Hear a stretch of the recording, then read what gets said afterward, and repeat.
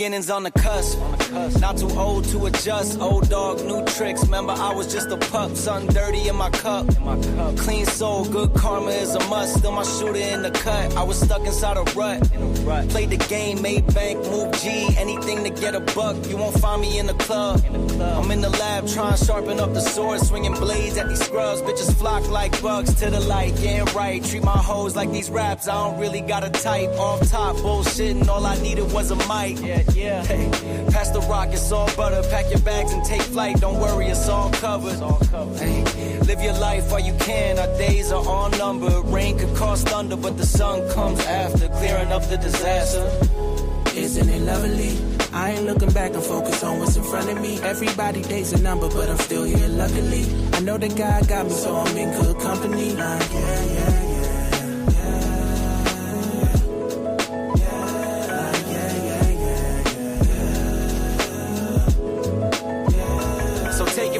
I got some places I should take you to see. You know it's easy when you ride with a G. Light speed, moving fast through the city, trying to find me some peace. I finally lived to be the guy that I was dying to be. Still I got some trust issues, people lie through their teeth. The more I grew, the more they hide in the crease. Squad building, weak members get released. If we try to compete, starting pitchers need relief. Bro, we building a team, everybody got a niche. I've been known to play mine to a T, but it's time for me to lead. Picking dirt right out the cleats. Steep path, roadblocks in the streets, trying to knock me off my feet, cause the devil never sleeps. So I don't sleep too, and trying to breach safes that I didn't have the keys to. We all been victims of trauma we ain't agreed to, but the sun comes after, starting up a new chapter. Isn't it lovely? I ain't looking back and focus on what's in front of me. Everybody dates a number, but I'm still here luckily. I know that God got me, so I'm in good company. Yeah.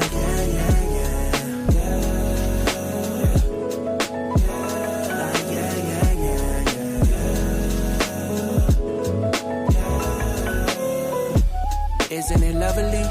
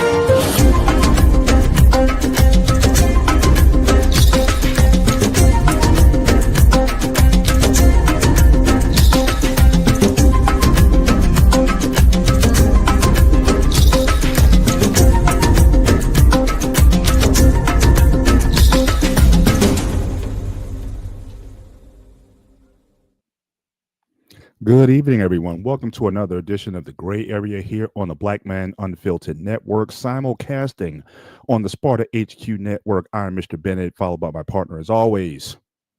This is Sparta! The ghost of Sparta, aka Peter, aka Panagiotis. Welcome to another edition of the Gray Area on the second Sunday in March. Hope you guys are caught up on your sleep. In fact, I was going to actually use this sort of as a side topic tonight, but we'll get into that a little bit later. But first and foremost, Pete, how you doing tonight, sir? What's going on? Exhausted. What about you? Yeah, totally. I did get some sleep this afternoon, though. I might have slept like 4 or 5 hours, man. I just did not have a, usually I kind of prepare myself for this. In fact, I got a good friend of mine. It's like he's funny. Every year, the night before, he always sends me a text. Make sure you set your daylight savings time, whether going forward or backwards. He's been a friend of mine for 20 years, and he's always giving me that information. He's a sweet dude, and he always gives that to me. But again, so I want to thank everyone for being here tonight. I've seen this in the chat. Corey Joe, as to better. Again, thank you for joining us tonight. Good to have you here. As you see scrolling at the bottom of the screen, gentlemen, certainly make sure you like and subscribe to the channel. Hit the like button as you come in, and on both networks. Certainly hop on over to Sparta HQ. Make sure you hit it there as well. And you can also consider dropping a Cash App or a Super Chat to the Black Man Unfiltered Network or the Sparta HQ Network. Well, we're getting close. We're getting close to monetization on that network, and OP is working very hard. Certainly get his channel monetized. So we'll be saying that soon. But in the meantime, you can certainly drop Cash Apps to our Cash App account scrolling at the bottom of the screen. And tonight, ladies and gentlemen, this is our call-in show. So we encourage anyone who wants to join us and make sure when you come up, make sure that your camera must be on. And if you just want to say hi to us, if you just want to have a little exchange with us based on shows that we've done in the past or anything that might be pressing that you want to talk to us about, certainly we're here for tonight. But as we go through this, there was because of the lack of sleep that I got last night. I started thinking about just my sleep pattern overall. Now, Pete, how much on average would you say? How much sleep do you get a night? Oh, it's horrible. 4 to 5, if I'm lucky. 4 to 5. I'm more 5 to 6er for whatever reason, and I should know better. Obviously, me being older, and I know certainly as a trainer, and I understand that especially when it comes to strength training, sleep is arguably the most anabolic ingredient in terms of muscle growth and recovery. I know better, but just with my schedule being the way it is or how it's been so long, I got so used to sleeping on 5 and maybe 6 hours of sleep that I'm so used to it. It's hard to increase it. And it is interesting when I increase my sleep. Let's say you got the holiday, you got the day off, and you just decide to sleep in. Hey, shout out to my man Eric. Good to be. Thanks for joining us tonight. So we're also going to, certainly ask the chat as well as you guys come in. How much sleep are you guys getting? Are you getting that? Everyone says 7-8 hours of sleep. That's like the sweet spot you need to be getting. But with me, I notice when I get like 8 hours of sleep, by midday, I'm like in this fog. Like I need a nap in the afternoon when I sleep too much. And so I've never been a fan of, those sort of lazy holidays or, like the day after Thanksgiving or whatever, and you're just lounging up. And I just feel like very lethargic. So I would say no more than 7. So Boss Man himself saying hardly 6 hours of sleep. But I just tend to get more done that way. Even on vacation, when we were on a cruise, it wasn't like we were sleeping like 9-10 hours a day or just lounging all day long, because again, you get into port and there's things you want to do and place you got to go. You can always crash when you get back, but I don't know. I'm just and just the way, especially in America, and countries around the world. In fact, I got several links I want to share here tonight. I didn't get a chance to put a PowerPoint in, but I found some interesting things to talk about sleep, how people sleep around the world. I found that to be interesting. But certainly for the people who come in tonight, as we, again, the phone line, the line, I say phone line, I'm showing my age there, but the link has been dropped. And so again, for anybody who wants to join us tonight and just come up and say hi to us. You see the link in the chat, just come and cam up, say hi to us. But we're going to keep the conversation rolling in the meantime. But talk about that piece. And respectfully. in your situation, yes, keep it respectful always, or we'll take you down. We keep it very clean on the show. But yeah, but talk about that. What's as far as shout out to True North Beer Company. Always My man's in the house. Appreciate you coming in tonight. I'm still waiting for those bald products, right? And we have a whole community. We have the bold and the beautiful, beneficent Bald Brotherhood of the BMU Network. So we are looking for bald products.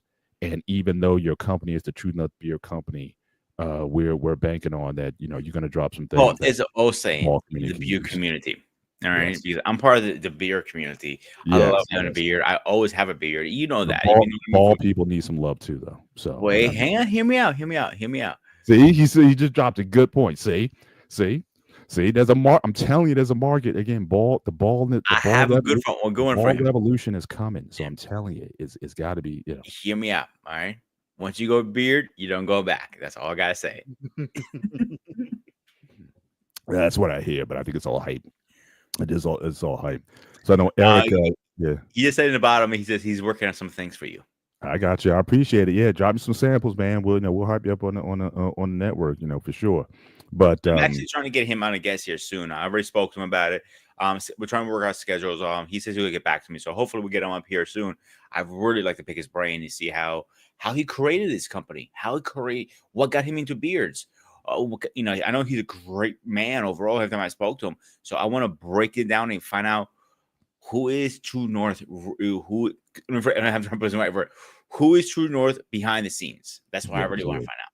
Sounds good. I would look forward to that conversation as well. But but talk about that, Pete. I mean, you're saying 4 or 5 hours.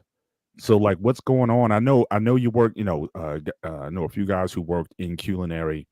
And I know, restaurant hours, you're putting a lot of hours and whatnot. That could be a thing. But what's going on? Why do you get only 4 or 5? Do you want more? Or you just function? I just function better around 6 hours. I need a little more. I definitely need maybe 1 or 2 hours more. I'll be very happy with it. Mm-hmm. 8. I haven't got 8 in since forever. I can't remember last time 8 hours. I don't remember last time I could say I slept in and I just relaxed. Play some video games and do nothing. Those days have gone. I think the last time I slept a little bit was maybe 6, maybe 7 when I visited Q for my vacation. I go every year. Mm-hmm. Is multiple things. Work is one. B, I have Alex. I have to make sure I take him for his walks and stuff like that. Mm-hmm. If he passes his certain time, he starts jumping on the bed, crying, whining, all of this stuff. So he has to go out at a certain time. Usually between 8 and 9 is his sweet spot. I can push it at 10, but he's not a fan of that. He looks at me like, dude, Berling. Yeah. Same. The other part is I got mom. I got to make sure she's good. Her breakfast is done. Lunch is done. I got things going on in the morning. So I'm running around. By the time then I do my thing. I might work 8 hours, sometimes 9. Sometimes 10. It depends on the day. How short staff we are. That's where it comes down to it. Yeah. But I gotta be honest. I got a great chef. He jumps in. He always says to me, if I don't get dirty, I feel like I need to get a good day's work in. And I respect them for that. Right. So the other half is I come home.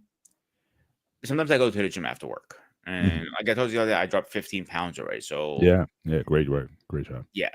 So going to the gym, then working on this stuff. This is a second full-time job. Working on our content and between the gray area and my sporting stuff. It's only so much time in a day I have. Yeah. And I need to get better. It's just hard to get better. That's the problem. Because I have to wake up if I have to be at work at 9:30, for example, I have to leave here about 8. So my alarm clock starts at 7. Let me show you how bad my alarm clock is, because nobody ever believes me how bad it is. And it's pretty bad. So it starts at 6 and it goes every 5 minutes. It goes one off. So how many snoozes do you hit before you finally get up? Me, I'm good with about 3. Third snooze is usually like, it's time to go. It takes me an hour to get out of bed. An hour to get out of bed? Yeah. Yeah, because again, you haven't gotten enough from the night before. I mean, the less you get, the harder it's going to be to kind of get out of that. But I think a lot of people in that situation, especially in the United States, well, a lot of these developed nations. In fact, again, we're going to go over that. Because there's people who get less sleep than us. But again, just with the busyness of life, with the responsibilities, with work, with and really, I think a lot of it also boils down to people's inability to kind of turn the day off. Like, how do you get to sleep? It may take you so you talk about 4 to 5 hours of sleep, but again, it takes you an hour to get to sleep, and then it takes you an hour to get up, because a lot of times people cannot turn their brains off when it comes to like going down, because you're already thinking about the next day when you go down. So again, there's a million things that are going on in your mind, even if you're married, and even like your love life. I mean, you gotta fit that in somewhere as well.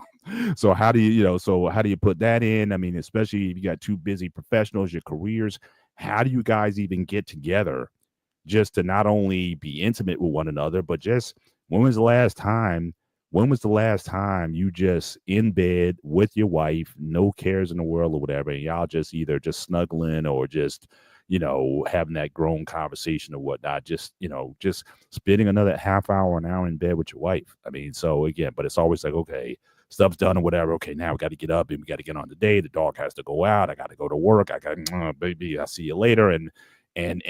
So sleep is becoming more and more of a premium for people. And I know with the immediacy of what's required of us, being a husband, as Boss Man was saying, being a father, being a professional, being a coach or volunteer, or working on, like I said, if you got your side hustle going on. So a lot of people, if you're not doing Uber Eats or whatever, you're working on your social media and whatnot, it's just a grind. And people, are constantly in that space. At least here, it's like, yeah, I gotta go. If you get more than, in fact, I've known people. I know Arnold Schwarzenegger, for example. I know he's known for saying, really, that do you think that if you disagree? Shout out to Joshua Jones. So again, this is the call-in show, so you're certainly free to come up with us. We're just talking about sleep, just to fill the space. So again, if you want to come up, again, the link is in the chat if you want to drop in and say hello to us. But certainly, again, we're going to keep the conversation going in the meantime until we have people who want to show up. But you're more than welcome to join the conversation. But I know, like Arnold Schwarzenegger, he was like, look, you don't need more than 5 hours of sleep. If you get more than 5 hours of sleep, you're lazy. So there's almost like a mindset here with a lot of influencers, with a lot of business people. Also, that I remember him saying also, he used to say, sleep faster. I need out, sleep faster. That's what he used to say, pump and iron, if you remember. Yeah, so it's like he doesn't, and he's like one of those people who may be like, he may not need a ton of sleep. And again, some of this stuff is obviously going to be individual. But when you find, especially if you are, like I said, if you're training, I know for me, it's like when I, it catches up to me after a while. Like, especially if once it starts getting like 5 and below, it starts to affect my workouts. No problem, Josh. Just come up when you're ready. We got you. So a lot of times it's like, I have to, and they say there's no such thing as sort of catching up on sleep. So again, a lot of times it has to be like a habit that's formed. But like I said, but even at my age, I still don't see any letdown in sleep. In fact, a lot of times midday. Now, how do you, or here's a question for you as far as culturally. Now, Greek people, are you guys like into taking naps during the day? Do you have, like in Europe, the siesta time? Does things shut down for a while? So yeah, talk about that a little bit. Doesn't matter what line of work you're in or what you do, from I say between 2 and 3, I can remember what time it starts, to about 4, 5 o'clock, everything shuts down. You don't see anybody. It's like nighttime. Shh, you can't talk about snapping right now. And I usually hate doing that because I was a kid. I was energized. I was like, I want to go out. I want to play. I want to play, soccer or whatever. Mm-hmm. But nope, you have to go lay down. And how many times my grandma forced me to lay down? Mm-hmm. Now, I wish I had that shit. I need a little nap between my meals. And once I'm done with lunch, so I start dinner. I need a nap time. I'm like, and I'll be honest with you, it doesn't take me long to fall asleep. I hit the bed and I'm out in about 20 minutes.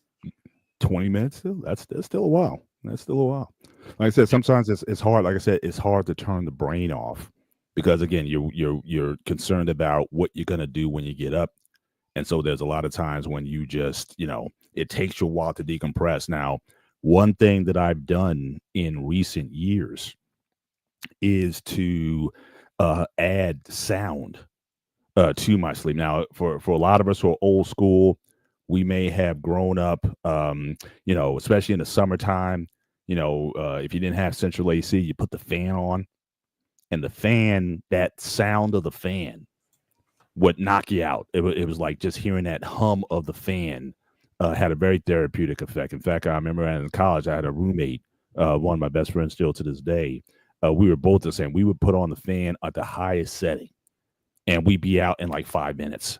But if we didn't have that on, you could almost hear the heartbeat of the other person. So again, using some sort of sound nowadays, you have all kinds of relaxation sounds. You got white noise, brown noise, green noise, all these different frequencies of noise that you can use. Or sometimes you would use like a nature sound, the sound of wind or rainfall. But now Eric is saying that cicadas are very calming. I totally disagree with that. I cannot stand cicadas at all. When they all kind of go in that choir harmony together, it is unsettling for me. So I've never gotten used to. Bro, I've never gotten used to cicadas at all. When they get crazy, I know one year it was like I couldn't get any sleep at all because they would go on like every 10 minutes. They were going in unison and singing together. Back in the day, I dated women that loved having TV on when they're falling asleep. I can't do that. I need nice and quiet to fall asleep. I'm like shit. I like that's too much for me. I try falling asleep to like a fireplace, for example, sound effect. And fireplace. Yeah, the sound of doing fire. It for me. This gets me up more actually. Yeah, nice, quiet, dark room. It knocks me right out. That's what does. That's another thing. Having your room like totally dark. So again, not having any kind of lights on or the screen brightness from your phone shutting everything down.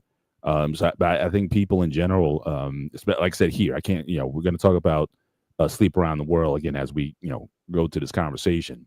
But I think people are starting. I know I did starting a few years ago.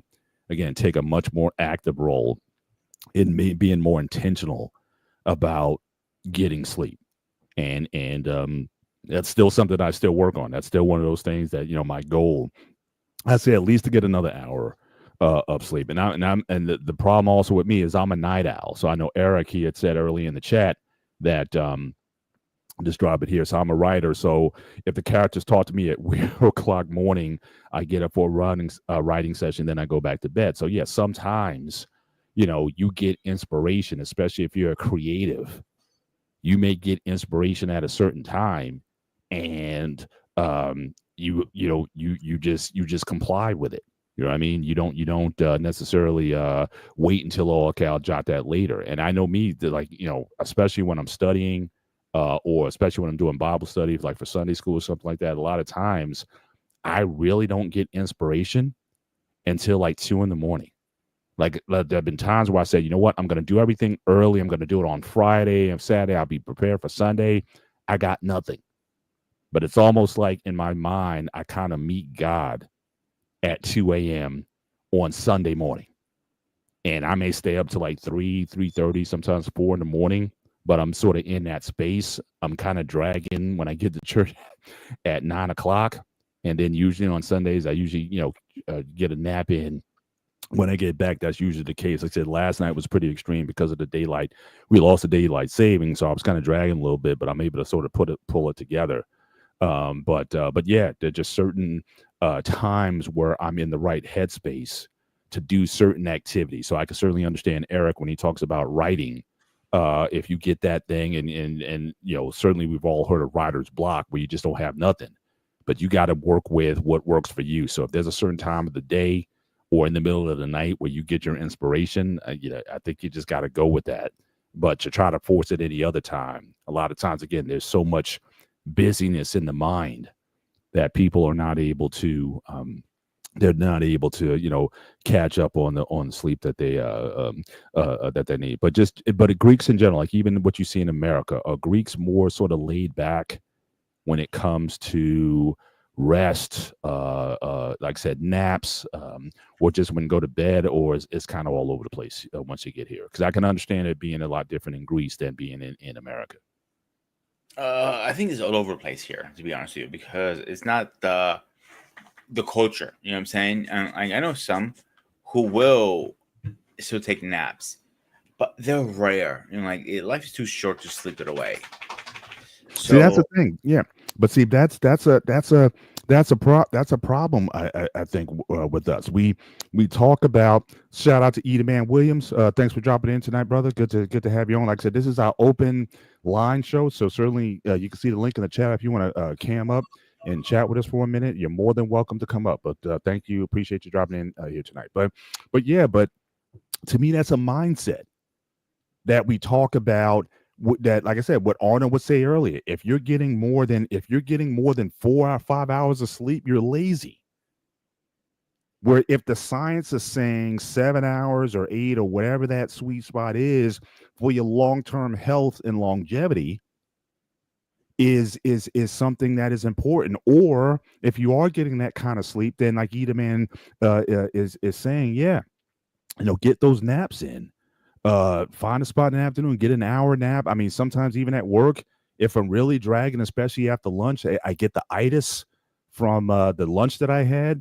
Sometimes I'll go to my car and I'll get a power 20 in. I to try to get something in. But I think there's always extremes, right? So there's always this idea of you don't want to be lazy, but at the same time, you have to value all these things important. Just like diet is important, sleep is important, relaxation. These things all have a place.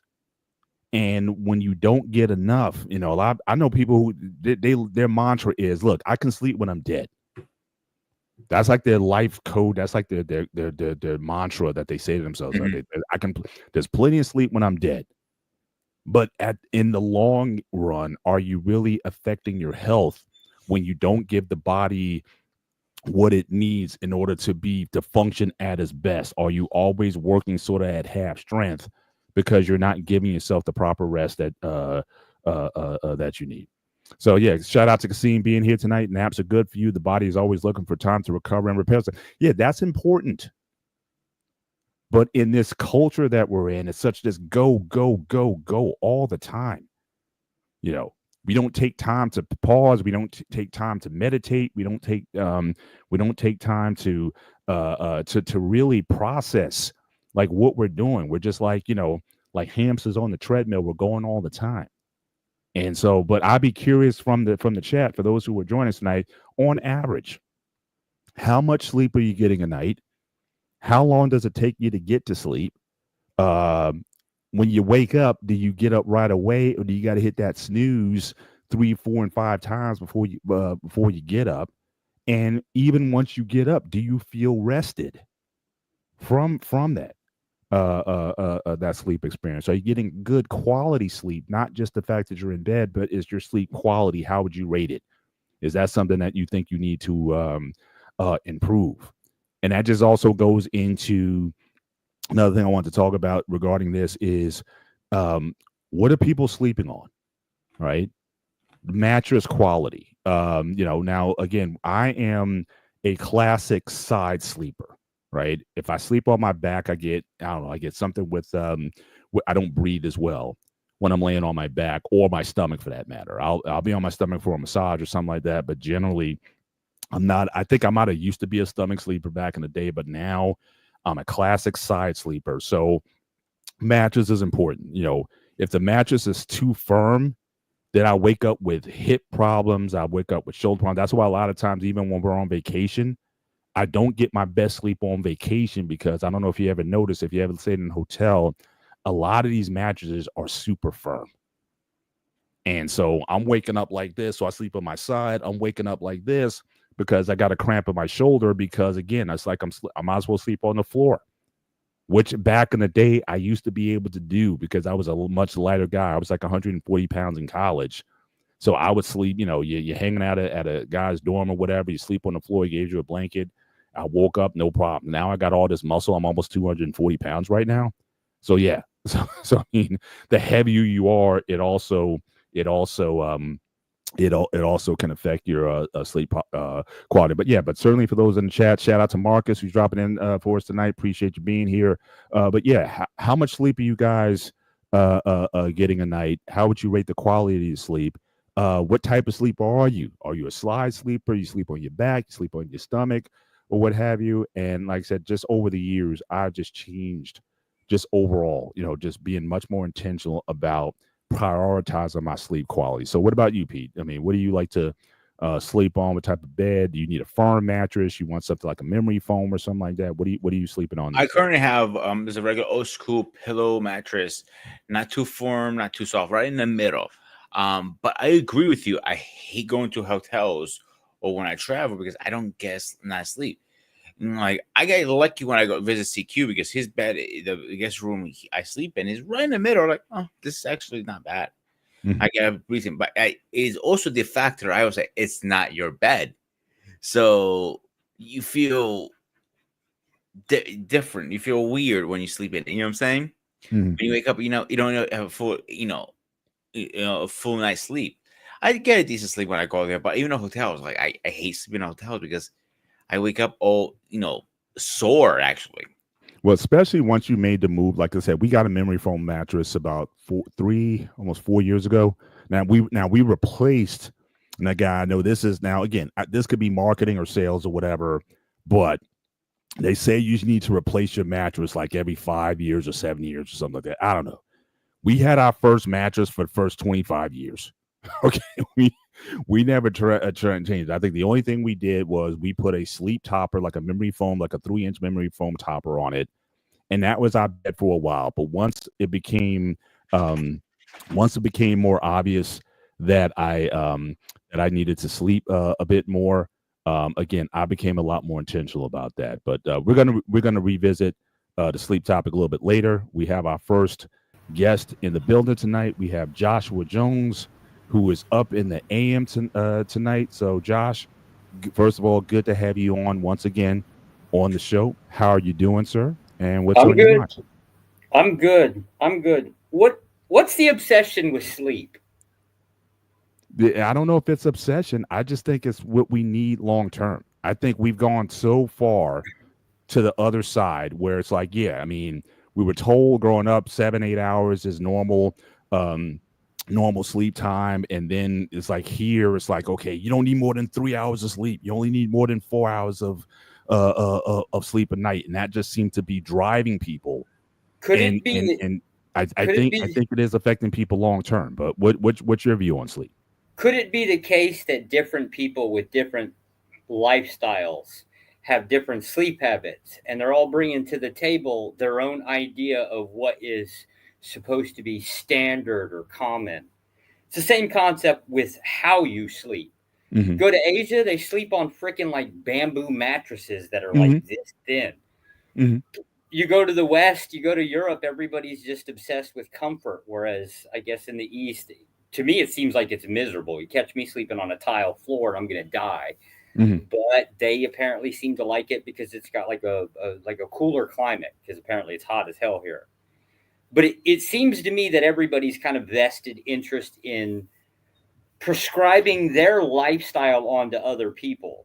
It just seems a little strange to me because we don't want everybody to be equal. We don't want everybody to have the same lifestyle.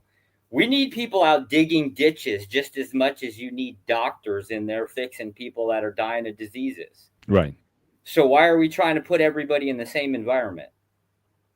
Well, I think that, like with anything, I think there's a case to be made for, again, what is optimal for most. Again, there's different, as you said, obviously there's different lifestyles and different needs as a result. If I'm an athlete, for example, that is lifting weights, I'm training, I'm doing certain things, whatever. If I want to be at my best for whatever task I'm doing, then that may require that I need more. I need more. I need more sleep. If I have a more sedentary lifestyle, maybe I don't need as much.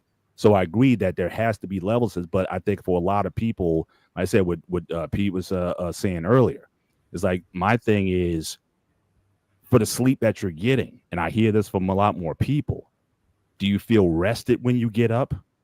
Are you working at your best in terms of, being able to function if you're in a creative space? Is what you're getting optimal, I guess, for you? But are there some general rules when it comes to the quality? And I certainly agree. In fact, that's what I was going to share later, because you are correct about certain Asia, they sleep on very hard surfaces, flat surfaces or whatnot. And again, a lot of us, we get the $3,000 purple mattress or whatever. So again, there's ranges around the world. And to be fair, certainly shout out to Kasim. He said he worked in the mattress industry. There is an industry that sometimes tries to sell you on, what is ideal, so there's certainly a marketing aspect there. So in certain aspects, I would agree with you. But when I ask people generally, are they getting enough? I say, I know sometimes I don't get enough, and I know I need to, but again, there's a sweet spot for me. If I get too much, then it messes me up for the rest of the day. I kind of have this fog that develops over me as well. But some people, yeah. Go ahead. Let me ask this. Take your lifestyle. Mm-hmm. I don't remember what you do for work, but mm-hmm. I'm an IT, so I look at computer screens all day. Oh God, that's gonna be problematic in itself. Mm-hmm. I sometimes have to. So is every day the same? Relatively, yes. The only time it's really not the same is on the weekends. But yeah, I mean, certainly, especially when the kids were younger, everything is kind of like on a schedule here. You knew what you were doing on, during the week, Monday, Tuesday, Wednesday, Thursday, Friday, etc. Yeah. So yeah, we were kind of on a routine for a while. What I'm asking is like, if Monday through Friday it is the case that you're like, I don't know, 8 o'clock in the morning, you hit in the computer, you're stuck in front of it till 5 o'clock in the afternoon. Mm-hmm. Bear in mind, like, an hour for lunch or whatever. Versus on the weekends when you're kind of like having to basically push a damn lawnmower, run a weed eater, right? Like you're a lot more physically involved with whatever you're doing with, or running logs, splitting wood, whatever the hell guys do like on the weekends or whatever, right? Mm-hmm. It seems to me that it would be kind of odd to think that since your schedule, your lifestyle seems to change from time period to time period, that you're going to get a routine out of it other than whatever little pattern you can kind of recognize. Mm-hmm. So the idea would be that, I guess, if you're trying to push optimization, right, you would also end up changing your environment, say on the weekends. You kind of could also mess yourself up. Mm-hmm. I think it's going to kind of work against you to give a prescription as to what might be standard. Right. Just to be fair, right? You're a husband. You don't get a damn routine. There is right. I imagine maybe it's the same for moms, right? But kids going to have bad days. You might have to go, even if they're grown, you might end up having to go over to their house to help them with a transmission, do all kinds of weird stuff, right? Mm-hmm. And you have to be prepared for this. Mm-hmm. So like the idea of this routine concept or expecting it's good to have it, but to expect it is the problem. So it's the same thing with the sleep patterns. Mm-hmm. Why would you basically lay down a prescription for something where we don't live in a very stable environment? Stuff happens all the damn time. Right. You just got to go with it. Right.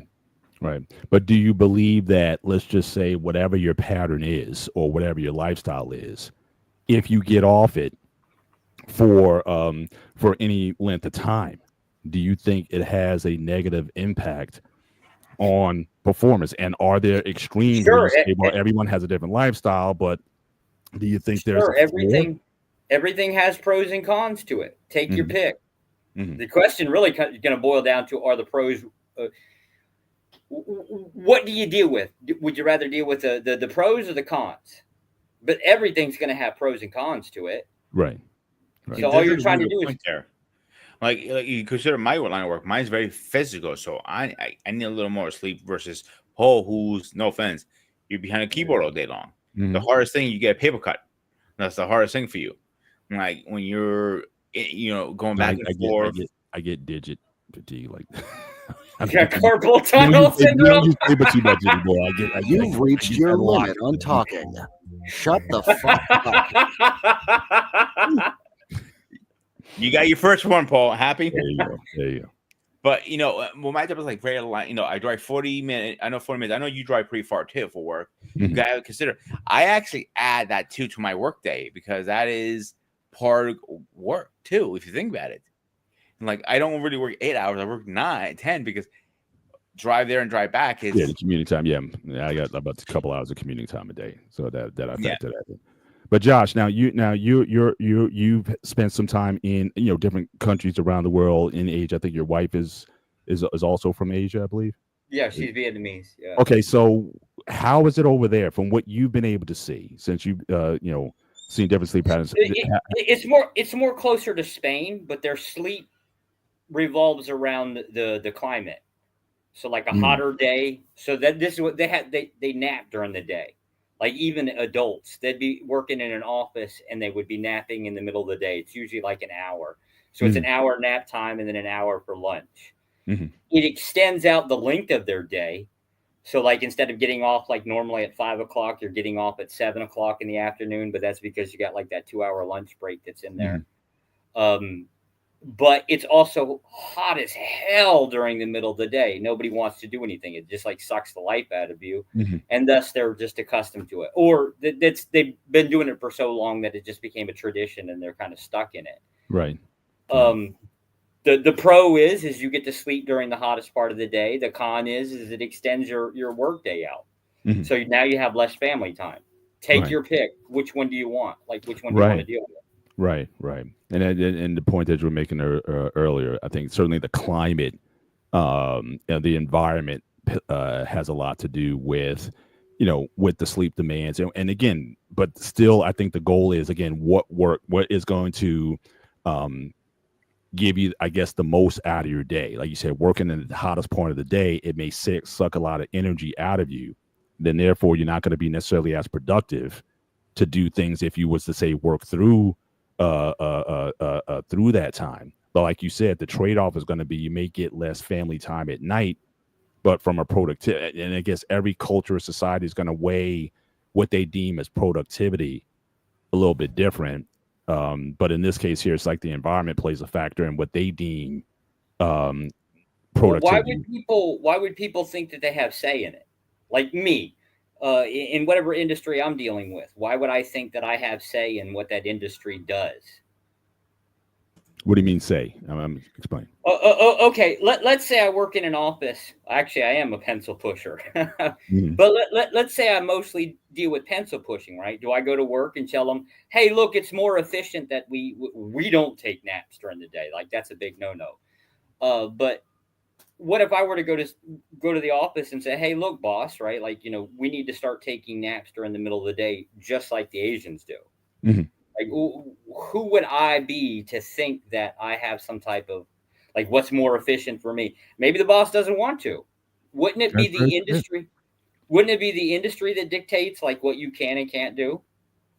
Or at least as a capitalist, wouldn't it be the money that?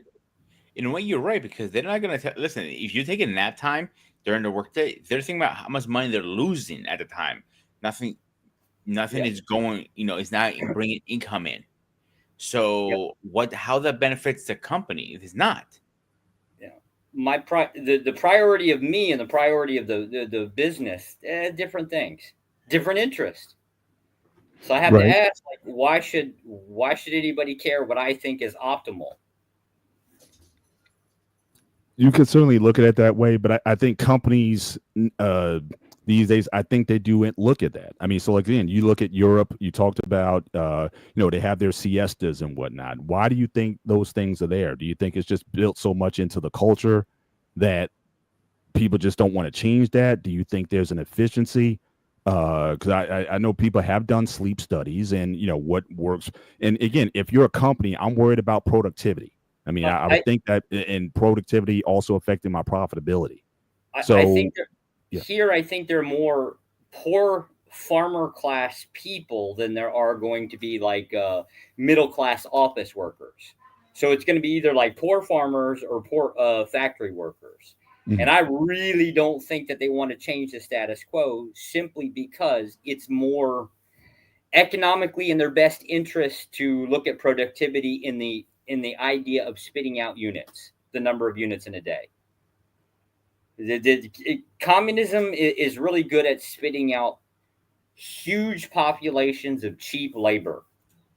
The last thing you want to do is give a damn what the population wants, right? You just want to spit out factory workers or rice farmers or whatever the heck they're doing at whatever part of the country they're in. Right. But they also look at those assets, if you will, if you just want to deal with it in capitalist, terms, assets that are expendable and therefore replaceable. So again, if you work somebody to death, you just replace them with somebody else. They'll breed, repopulate. Yeah. So again, it's obviously it's a different mindset than I guess in Western countries or capitalistic countries or what have you. It's a here. The only thing that I could probably grant you is it seems to be the case that they have a problem with motivating workers. So it's kind of a little problem as to somebody's eventually going to sit down at the table and ask why. Why do I have to work till 7 o'clock, right? Why can't I become a little bit more efficient, get more home time, right? You might have an idea of stopping the nap time during the day to be able to shorten the work time period, but I don't know. I that might work for office workers, like people that work at banks. Probably won't work so much for the farmers. But again, this is a separation in industries, right? It is for sure. And so I don't know, I don't know how to answer that question, and I don't know what would or could not work. Right. I'm also kind of usually a little finicky about screwing around with traditions. I generally don't like the idea that traditions are messed with too much. Right. And for you personally, since you have lived in different countries around the world and worked there, have you simply just adapted? Did you find it difficult to? God, no. I just noticed they do something different. I don't adopt their ways. That's probably the only way I can stay sane around here. Right. I mean, I don't sit back and judge it. No. Obviously. The difference between participating it and judging it, right? I obviously judge it in a way, in economical terms, but wanting to change it, probably not so much. Wanting to participate in it, definitely not so much. So you're saying you would not want to participate in it, or you'd rather stay where? And where are you? I don't even have the same mindset. It wasn't. Right. It's not my idea to go work for a company for 40 hours a week, right? That would not be my goal in life. So, I wouldn't want to participate with their system because that is not my goal in life. Gotcha. So just you personally, when it comes, if you don't mind sharing your sleep patterns or habits, are you get 4 or 5? What works for you? Some days I might not get to bed till 2 o'clock in the morning. Some days I might get to bed till 4 o'clock in the morning. Some days I go to bed, 9 o'clock at night, right? And I wake up whenever. I don't get the luxury of a routine. And I don't think I'm actually in a position where I could actually. I think if I tried to set a routine, I would end up losing business in other ventures, right? Because if I'm here, I'm 12-hour time difference than New York, right? And I still have businesses in New York. It's kind of a problem because sometimes I just have to be awake here to be able to communicate and deal with stuff, back stateside. Just is what it is. You do what you got to do. Right.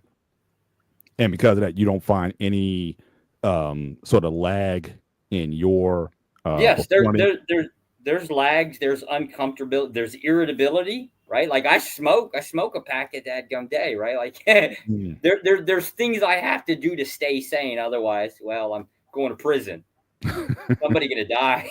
It just is what it is. Yeah. Now, over there, is that common to be smokers over there? Yeah, I think raging alcoholics is the thing here. I think they use that for pain management. Smoking, yes, but it's weird. So like the idea if you had free time you would smoke you could probably set your clock by how people smoke. But Mm. here not so much, right? Like they might smoke a little bit more during the day when they have free time. They're less likely to actually walk away from say like where they have to stand in a factory or having to like leave the office to go outside and smoke kind of thing. Right. It's a really not so routine, and I thought that was kind of weird because I don't know how to adjust for that.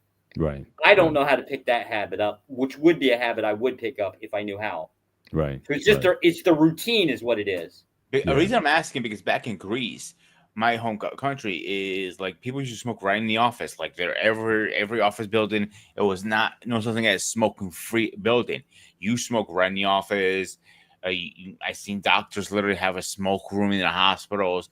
Smoking is very common now. They're trying to crack down a little bit, but not major.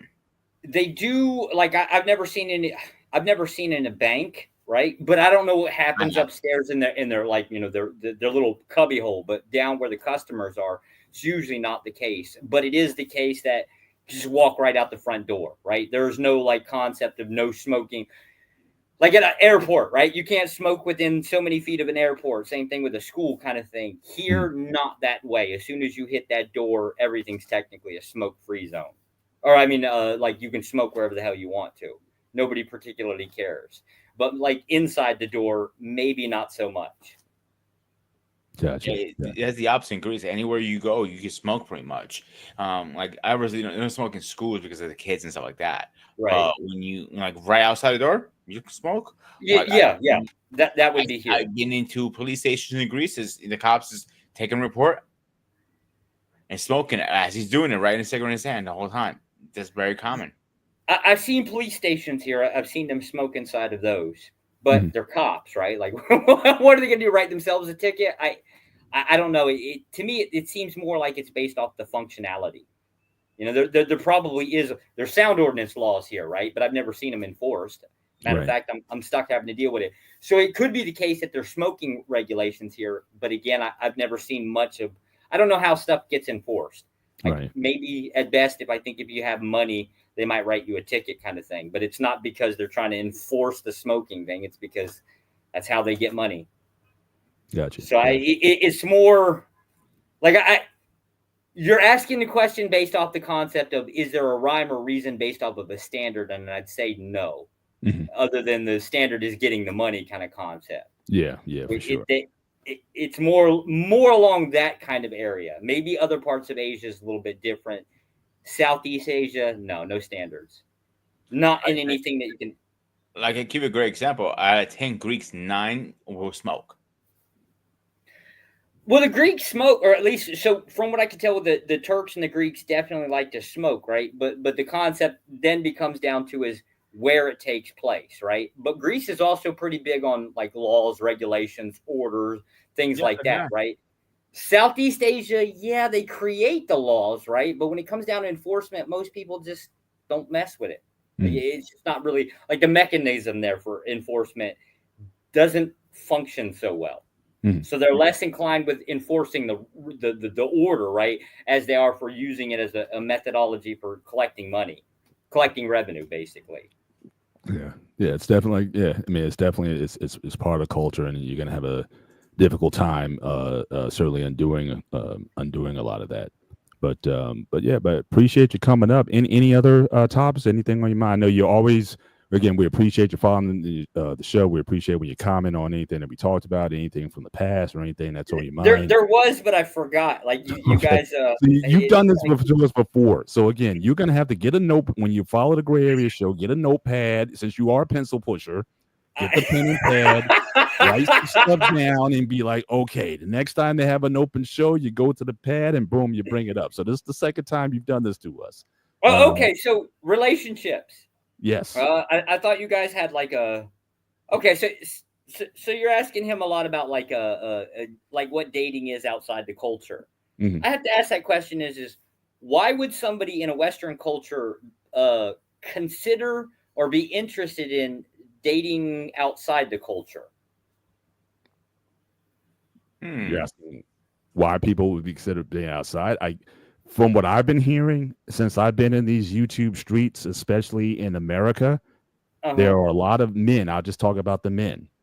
There are a lot of men who are of the mind that the availability of women who fit their standards of what they want in a wife or a partner is not here.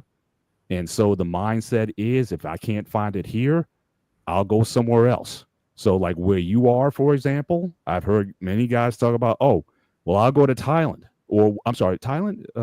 Is it Thailand? No, I'm in Vietnam, but it's all the same. Well, it's all the same crap here. Thailand, Philippines, whatever. They're getting their passports, and they're looking for a certain type of woman, a certain type of mindset. So they think that if they can't get it where they're at, they'll go elsewhere around the world to get it. And so a lot of guys, they call them the passport bros, and other titles that they've adopted for themselves. Do you think those passport bros are being 100% honest with the situation? Divorce rate's pretty damn high among the passport bros too, right? Because they'll kind of get trapped here. And I don't see a lot of results. That's the thing that I've seen also. It's like, it's okay if you were the type of guy, okay, I left America, went here, found a wife, boom, happy after, see, look at us. I haven't seen that either. I've seen it promoted, but I haven't seen necessarily the receipts of your efforts, all that work that you're putting in, all the time you're putting in the trials. Nothing wrong with trials. Yeah, you should travel anyway if you can, see the world and what's in it. But I haven't seen the benefits of that. But I do hear a lot of guys here. That seems to be the reason. They just say, look, it's not. If it ain't here, I'm going somewhere else. That seems to be the move. I have a slightly different pushback on the passport bros, even though I'm technically considered one, right? So the idea here is that you can go to another country, basically get a wife, right? Whether you decide to live there or bring her back stateside. The problem that I have with this is this reputation has more an effect on the retirees.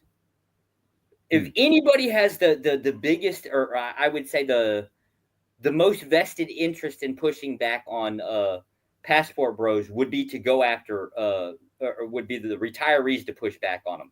The reason is because the moment that a country has this like reputation for, say, sex tourism, the government is now stuck in a position where they have to deal with it, and they nearly always change the visa regimes, which always ends up going after the retirees.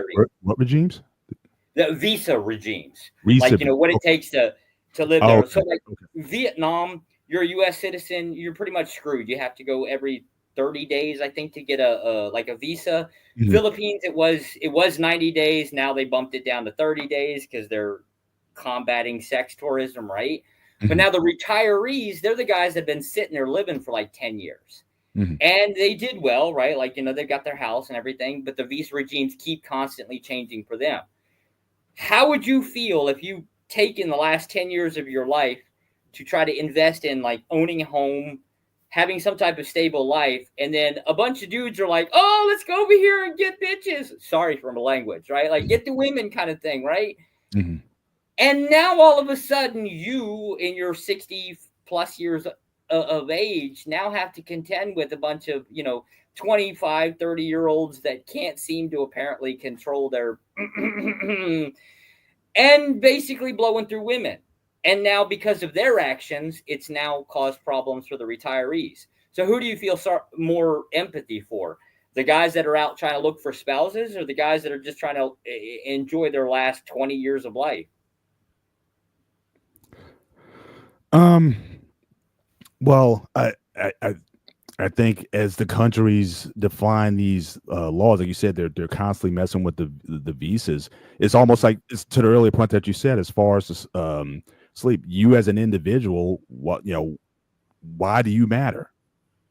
If they think that this sort of tourism, whether they want to say it publicly or not, if it brings dollars to their country by whatever means that it does, then who cares about, you being the retiree with your house or whatever? I mean, you're not going to necessarily be adding a lot of value to the economy.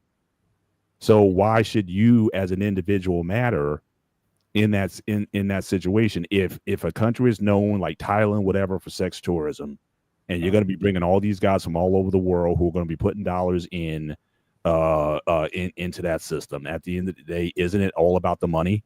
At the end of the day, so you as a retiree, how do you matter, especially if you're going to be in the minority versus the guys who are coming in? At least, again, if I was going to be in my total, capitalist or just that kind of mindset, your individual liberties regarding that, if that's going to affect the bag, then forget about your liberties. Then I could kind of come with that coldness if I wanted to. Yeah, it's not going to be the haven that you thought it was going to be. You're going to be seeing stuff down the street that you may not like, but a lot of societies do function in those ways.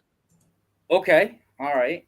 That's just I'm not saying that's right or wrong. I'm just saying that. Yeah. No. You're looking at it from the economical perspective. Yeah. I guess it works until it doesn't work anymore, right? And that's the problem, is it right? Like it's the rules tend to change. Mm-hmm. I don't know. I think the biggest I guess the group of people that should be pushing back on passport bros is going to be the retirees, because they're the ones that are threatened the most by it. Oh yeah, for sure. Yeah, definitely. And like anything else, if you got, if you have the means, you might go somewhere else. There's a lot of people in this country that they retired. Panama is becoming a retiree haven, from what I understand, for a lot of US people. As they move to Panama, it's cheap, it's beautiful down there, and there's a lot of benefit. Now we'll see if they, if Panama maintains the canal. I understand that there might be some interest in reclaiming the canal. I don't know how that's can affect the global things that could change that haven. For the last 4 years, or maybe 6 years, the Central America has been more of a, I guess the travel direction, at least from the U.S. Right. Mm-hmm. Southeast Asia is actually major decline, and it's been that way for a while. Mm-hmm. It just is what it is. I don't know. Like, I don't know. I don't know why anybody would come here looking for women. But now that brings up the other part of the relationships, right? Is like, if you think it's difficult to have a relationship within your own culture, right?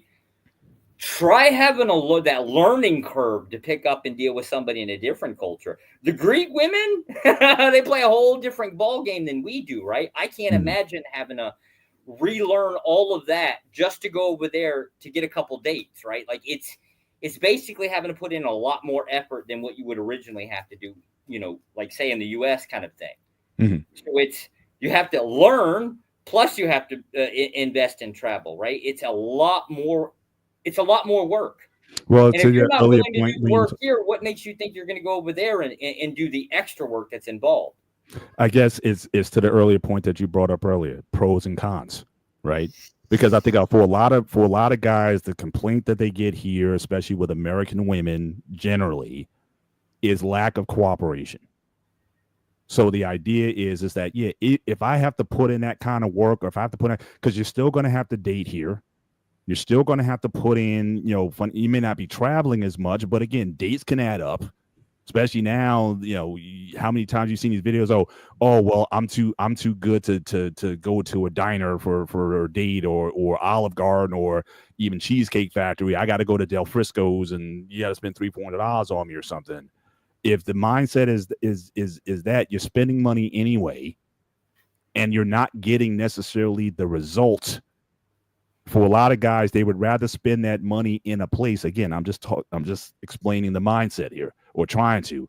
The idea is, if I'm going to put that time in to learn a new culture and all that, but if I get what at the end of the day is what I want, a cooperative, submissive woman, then they're making a calculus that it is worth it to do that, versus dealing in the United States with a woman who is cantankerous and always, is like, there's that constant struggle in the sexes and whatnot. So again, that may be what they're calculate. Now, again, are they going to win that one? I don't know. Like I said, I haven't seen enough of the results from these guys going out to say, yeah, this seems to be a positive trend or not. I have no idea. I just hear what guys say.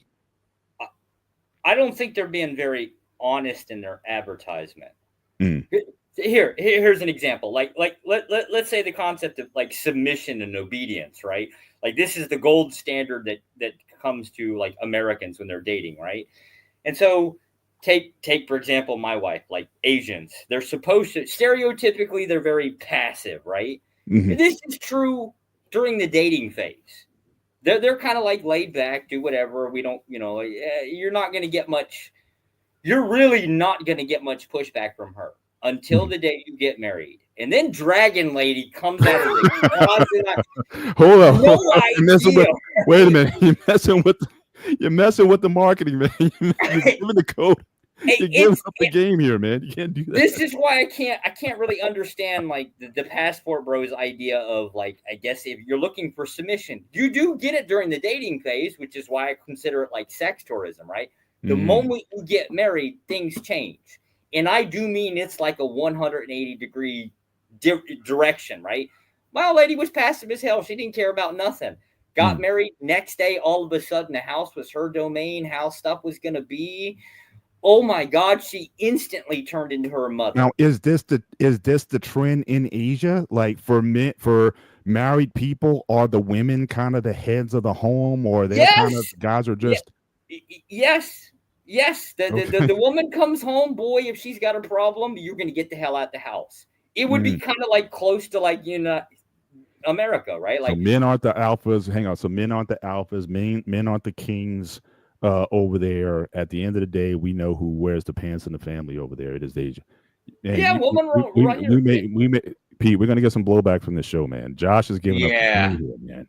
Because from everything that I ever known is the opposite of what I ever heard, except one person. My instructor, his mother was Chinese and his father was Japanese. Don't know how that happened. That's rare. Oh, yeah, that's rare.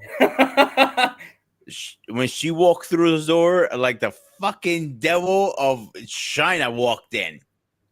And you see her face. I'm like, oh, boy, she's in a bad fucking mood. Her father, sweetest guy ever. His father, sweetest guy ever.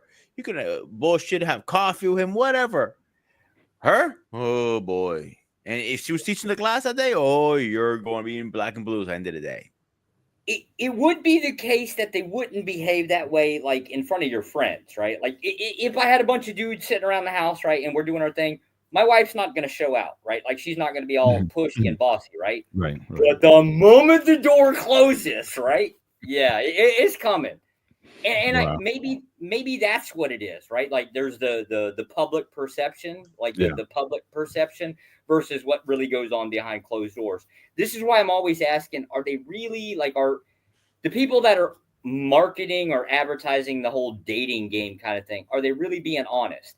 Because I haven't heard any honesty about visa regimes. I haven't heard much honesty about they'll talk the cost of living. Yes, it is the case. You can walk outside, hit a vendor up and dinner's $1, right? Like where you can't pull that off. What they don't tell you is all the extra costs for well, if you're here as a tourist, right, that's 30-day visa. That's, I guess if you do the e-visa, that's $45 a month. Plus you have to go up to the local police department and register, right? Like there's all of this extra. And sometimes they tend to charge a fee for that, right? Like you can't just go anywhere and do what you want. And it doesn't seem like they break down all of the individual costs that come to it, which in my mind eventually turns out to be the same thing as it would be of having to live back in the States. So I pay more for food, but I don't have to do all of the extra, all of the extra bureaucracy crap that I have to deal with here. Plus I got a lot more leverage is where I can live in the United States versus here where apparently I'm not allowed to live within 2 miles of a military base. But they don't give you a map of where that is. So you just go find a place, right? You decide you want to rent it. Then you have to go to your local police department and ask permission. So it's there's all of this extra crap. I think when they advertise and they don't advertise everything. There's a lot of problems that most people, I guess, it's the same thing with, I assume with dating outside the culture, right? There's Right. one thing to date, like say an American version of me, and another one, say like a Greek, right? I can't imagine what child raising would be like. I would just have to figure that out, right? And it ain't like, I don't think there's an instruction manual that tells you, right? Like you read through it like this. You have to learn it the hard way. Right. Now, do you have children also, or you're? Yeah, unfortunately. Wow. Little half commie. God, well, again, thanks for sharing that. But I think that again, a voice like yours, who again you've lived and worked in different places, and you can certainly give those perspectives, and those are things obviously to think about.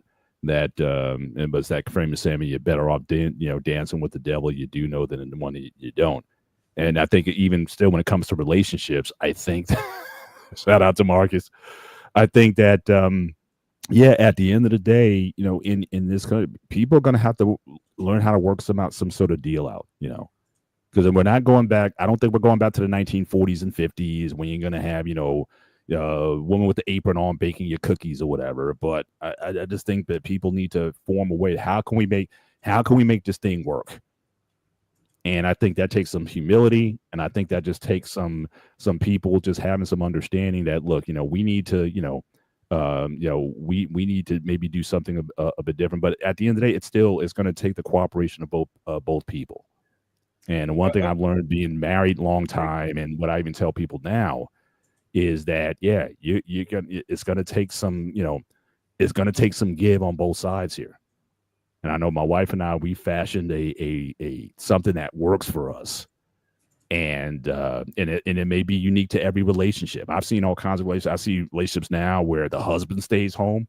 I had a former boss who was like, she was a VP of IT, so she was bringing in the bread. My man was home taking care of the cats and maintaining the house and cooking and stuff. A lot of American women that were there, my wife even, she was appalled by that. She was like, "Oh no!" I was kind of playing with it because I kind of know my wife. So, hey, would you be up for that deal if you were making tons of money or whatever? Would you let me stay? She looked at me. It's like absolutely. I have that same option. My wife actually here, surprisingly, strangely enough, makes really good money considering the local economy and what that is. If it wasn't for my job, I could probably easily just quit my job, stay home, and it wouldn't really have like a major economical effect. It's just I can't quit my job, right? I have to leave the country if I do that. Right. Yeah. I've sat down and thought, if I could do it, would I? And I don't know. Maybe I would. Maybe I would, because I like hanging out with the kid. Well, on days he behaves, right? Like it's just kind of is what it is. But I think if given that opportunity, I might actually consider it. Like I think I would do it. I'd probably go crazy. I wouldn't know that until I try it, though. Maybe that's what it is. Maybe we just all trying to feel our way in doing whatever it is we think we might be able to get away with doing. Yeah. I just think people just need to, I think humility. Everybody wants. Yeah. But just like in anything else, it's all transactional at the end of the day. We don't like to say that or hear that, but it's like, look, this is who I am. This is who you are. How can we make this work? It's like no deal in business or anything else. Nobody gets 100% of what they want. Can you form a deal that you can live with? And that is one of the issues, Paul. Like people want this old school apron, and a lot of men want that back. And unfortunately, that's never going to happen again. We're so far from that. It's not even funny. Like, you're not going to have your wife staying home, wear an apron, take the kids to school, cooking and baking, cleaning the house, all that stuff. Those days are done. Yeah, he's talking about going from to say like that the house husband. I see that with like a lot of retirees. People go crazy as soon as they retire. For months, they're just losing their mind. Yeah, I can see that. Yeah. Can I ask a question? One other question about the relationship conversations. Do you think it is the case that we don't know how to communicate with each other anymore? Like if you look at, think it's so much about a communicate. Honestly, I think we communicate too much. It's Ooh, like the communication thing has been blown up. So at the end of the day, you have to make a deal. Because sure. everybody can get up there. Shout out to CJ Wilkins. Shout out to Angry Snowman. Thanks for coming. Again, this is an open line tonight. So again, check the chat links. The link is in the chat. If you want to come up and be a part of the conversation tonight, we got about 30 minutes left in the show. So if you guys want to come up and chop it up with us in the time that we have left, you're more than welcome to come on. But again, open line show tonight. But I think that people have been communicating. The problem is twofold. One, you're not listening. And secondly, you don't want to make the changes necessary to make things happen. So, I mean, people always talk about communication. Yeah, I get it. It's a piece, but it's not everything. Well, I guess I assume you're going to have to say yes to something. Yeah, I assume the listening part was part of communication, but I guess maybe I should have said it differently. Yeah, too much talking. Everyone's talking, but no one's listening. But at the end of the day, what are you going to do? We going to do something or not? And if you are, then what's going to be what are the terms? Can you work out the terms? Question for the panel: what benefits do men gain from women in modern marriage that aren't accessible pre-marriage? All right, so Josh, I'd like certainly your opinion on that. What do you think of CJ's question? Again, thank you for being part of the I'm a big fan of generational wealth. I came from it. I'm definitely trying to not screw it up. So without a woman, generational wealth wouldn't even be a possibility. You might as well just throw it off the table. It doesn't exist then. Right. Yeah. I think certainly that so for when it says modern marriage, I guess I'm kind of struggling with the question a little bit. I think marriage has always been marriage. I mean, Anton said earlier that things are becoming more transactional. If you really look at it, marriage has always been transactional, right? Yeah. Thousands of years ago, marriage was like the married people weren't even the important ones. Marriages, you bond tribes, kingdoms. It was about alliances, and people who got married. You were kind of part of the, just a piece in the puzzle. You just sealed the deal, but nobody cared about, I love this woman so much, or I love this man so much, and I want to be with them so much, or whatever. It's like a lot of that stuff didn't matter. So I think, for most part, marriages have always had this sort of transactional component to it. But I think we kind of got this romanticism. I think when it comes to marriages, I think it's certainly clouded people's view on what marriage is or what it historically has been. And so I think that's part of the confusion. People talk about I gotta have these certain feelings. I gotta have this love thing, and it's got to be the right person. I don't know if I said to my wife today, I don't know if she's the right person, but she was the person that gave me the best deal.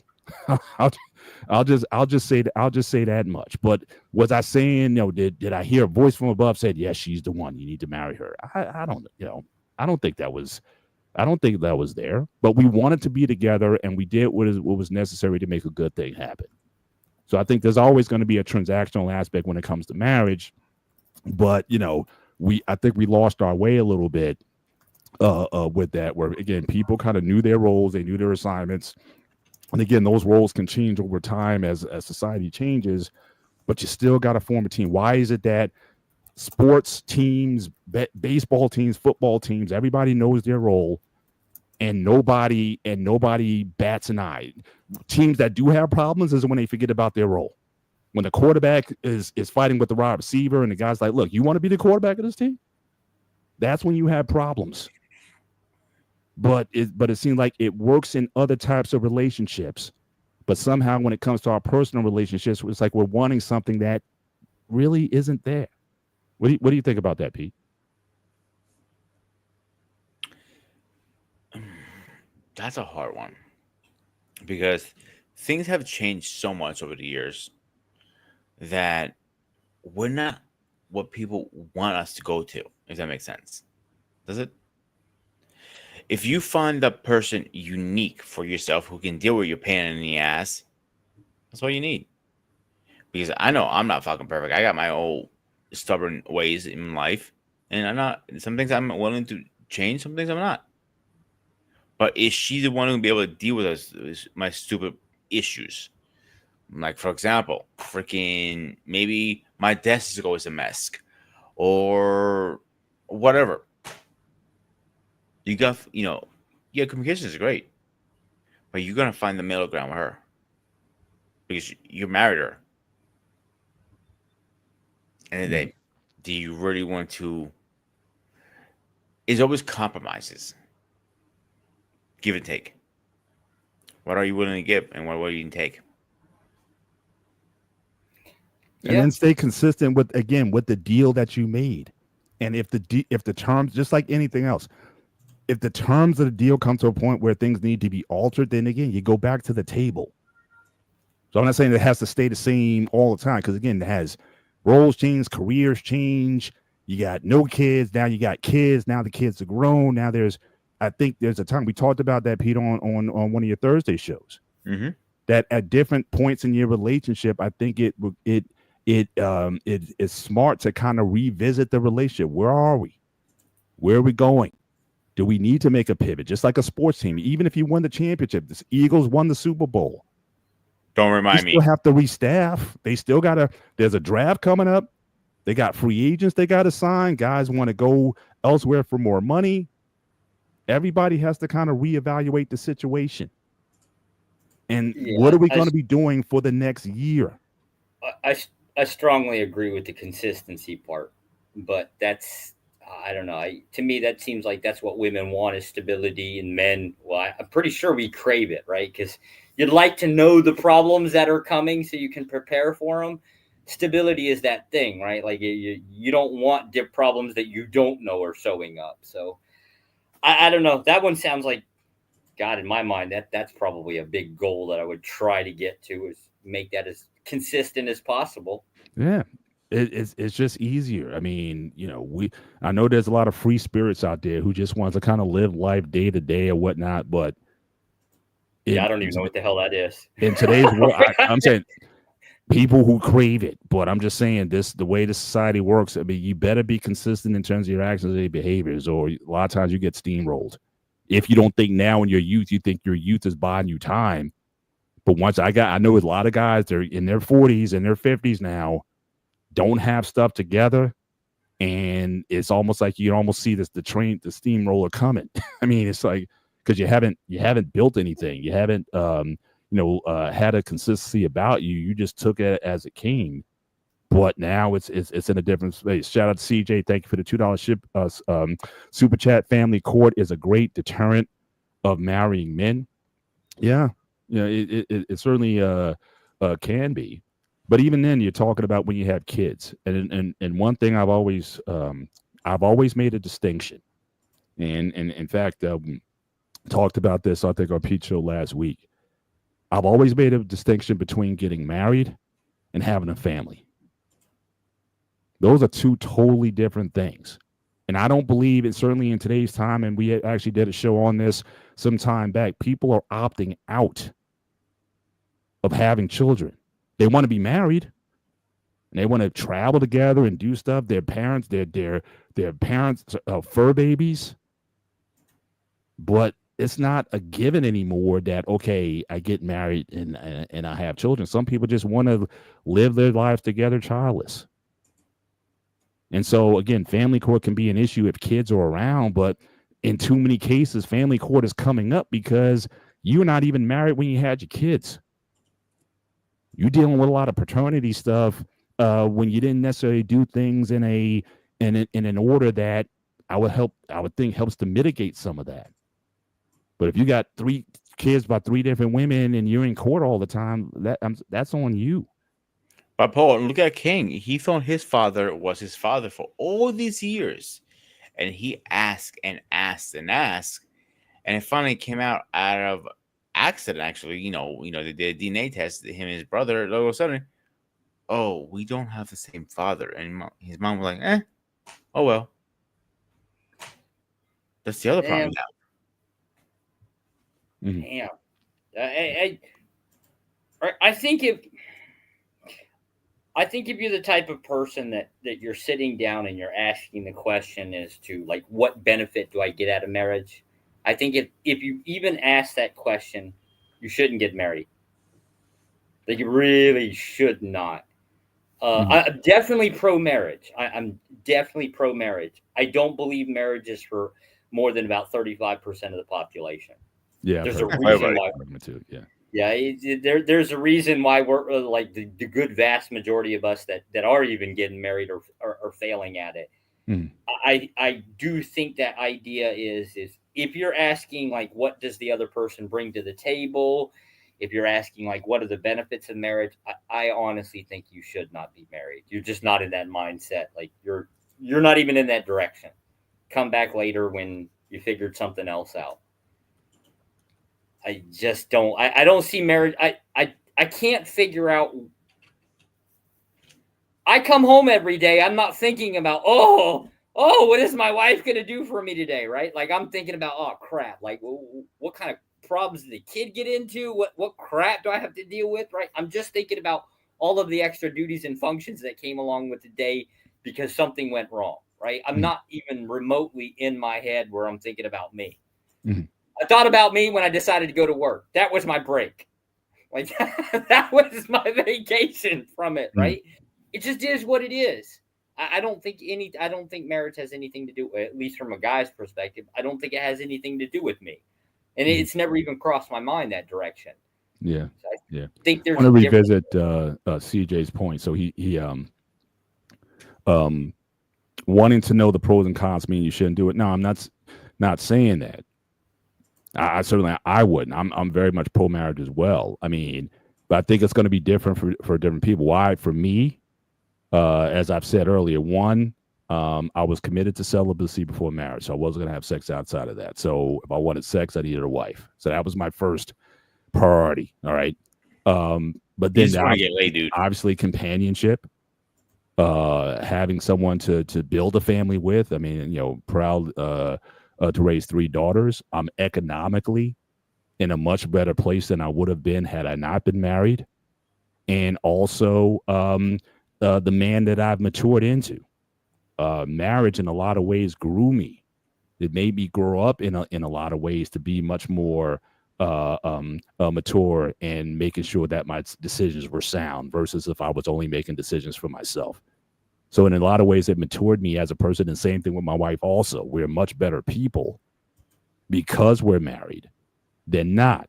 But at the same time, the caveat to that is, again, are you with the right person you can do that with? And I'm certainly far aware that the wrong person, everything can go totally haywire when you're not with a person who, at least if you're not the same, at least you made the decision that you want to row your boat in the relatively same direction. So I would say, yes, marriage has been certainly a plus and a multiplier in my life. But again, but I think it certainly is the best environment to raise children in. Personally, I believe that. When the kids grow up in a stable environment where they're not worrying about, am I going to see mom on Wednesdays and Thursdays and dad on Fridays, or who's going to be in the room, or whatever, that kind of situation, I think is the those things you have to factor in. And so I would certainly be definitely approval of marriage for that reason. But we have another guest that is joining us tonight. Welcome to the show for the first time, the Angry Snowman, aka Talcum X. Is good, we sir. haven't seen his face in around a long time. I know. What is going on, sir? How are you? What's up, fellas? What's up? Hey, man. Things are good, man. How you been? Not too bad, man. I can't complain. You know what I'm saying? Living this house husband life. There you go. Now, some women going to be upset with you. They said, look. They can be upset all they want. You're supposed to go out there and work, and you're supposed to be the provider. Yeah, and so it is not acceptable, sir, for you to be home on the couch when you need to be up there doing something. That's all well and good until you break your back. Yeah, I want to hear about that for real. But it's good to have you on, man. But what's on your mind? No, I'll be honest with you. I was sitting here listening to you guys, and you guys have obviously been talking about marriage. And honestly, I think one of the biggest mistakes that a lot of people make today when they decide to get married is you have two already very well established individuals who are established, have already went out and got the bag, have went out and created a life and a lifestyle for themselves. And now you got two established people that are trying to come together that have already created something, trying to decide who's going to get rid of what shit. Yeah. And I've personally found that when you build something together with someone, people that have start out with nothing and build a legacy together, their marriage tends to last a lot longer. Yeah. And they tend to actually appreciate their marriage a lot more. Yeah. Yeah. I've seen that too. I've said on many occasions, the longest marriages that I know of were the cheapest. So again, you weren't paying $25,000-$50,000 on a wedding, and they kind of started at the bottom. Now we here. But when you come into it with assets, it's harder to try to do that merging because you don't have to. When me and my wife got together, everything we had fit in a little, probably 10 by 10 bedroom. Wow. Everything. And now we have, a 5-bedroom, 2-story farmhouse that's full of shit 13 years later. Wow. You know what I'm saying? Absolutely. And to be honest with you, you learn a lot about each other when you have nothing. You know what I'm saying? Mm-hmm. You really do. Rather than having expectations, you really tend to learn a lot, and you learn a lot about the person you're with, because I've always been a firm believer that dating and marriage are two entirely different things too. Indeed. A lot of people treat dating like it's being married, and it's nothing of the such. Yeah. Dating is the period that you're supposed to spend, finding out if this person is the person right for marriage. Right. Like me, I've always personally wholly expected while I was dating someone for there to be cheating, because that's the whole point of dating, to find out if you can trust the person, right. In my opinion. Right. So I've always expected it. Now, marriage, on the other hand, there's no, in my opinion, there's no excuse for cheating and stuff like that. Right. You've made oaths, not just to each other, but to your peers. Yeah. Your family, whatever God you believe in. Right. You've basically come out to your community and said, we're going to make this oath to, build something together with one another. Yeah. And don't we hold everyone else to task when they make an oath? Especially our elected officials, don't we hold them to task when they take an oath to the community, to the, right. To the country? Why don't we hold ourselves to that same task when we make an oath to the person that we decide we want to spend our life with? Right. He has a very good point. Because they're like military people, they make an oath to serve and protect and so on. Now, if they jump, or I'm not sure the military term when they run, from their service, they go right to jail for that. So we keep, politician, military, police, and so on a high standard. By why we're not keeping marriage to even higher standards? Right. Right. I like what you said also, Angry Snowman, when you didn't have anything. I think a lot of times, because of the stuff that we have, I think a lot of times we don't prioritize what's most important. Like, my thing is weird. My wife and I, we were talking about sleeping earlier, and I'd like to get your input on that. But I was talking about we got to upgrade our mattress. So we had our first mattress for like almost 25 years before we got rid of it. So we got a new mattress, and it was one of those memory foams. So you got to put it on the floor. It's got to expand. You got to let it, kind of big. And we were also getting a new bedroom set that was being delivered. So we slept on the mattress. So it was on the floor. We're sleeping on the mattress. We hadn't done that since the first when we got married, because again, it was like the same situation. We were waiting for our furniture to come, so we slept on the floor for the first few months, and I just got real nostalgic about that. You know what? This is cool. Now, she wasn't loving it too much because she's like, look, my back's hurt. I need to, I like to kind of it's harder to get up now since we're older, but I thought it was like the coolest thing. And I was like, look, I don't care if we had we had this luxury bedroom set or whatever. Just give me a mattress, and as long as I'm with you, I'm good. When me and my wife, we don't have a lot. I think that helps you to understand what's important and what's not, what you can survive on, and what you can't. It reminds you where you came from and how far you've come from the beginning. You know what I'm saying? Because like I'm with you, dude. When look, my wife is directly responsible for me buying my first bed. Because prior to that, I either slept on a couch or an air mattress. When me and her first met, I was sleeping on an air mattress, dude.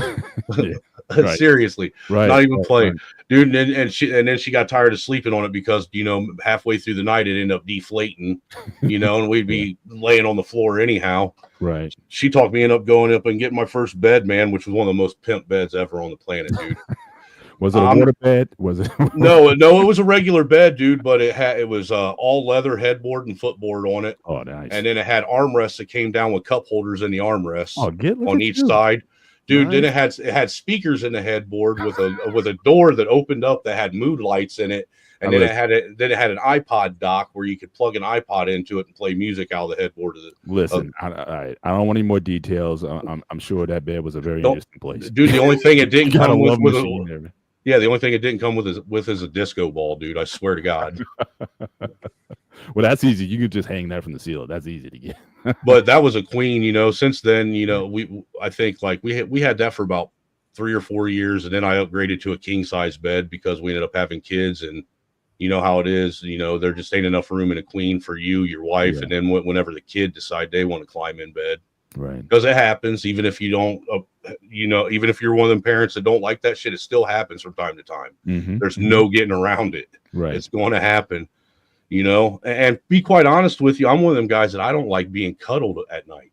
I get hot, you know what I'm saying? So the worst thing you do to me is try and roll over on me. So I try to get as much distance between me and my wife as possible in bed.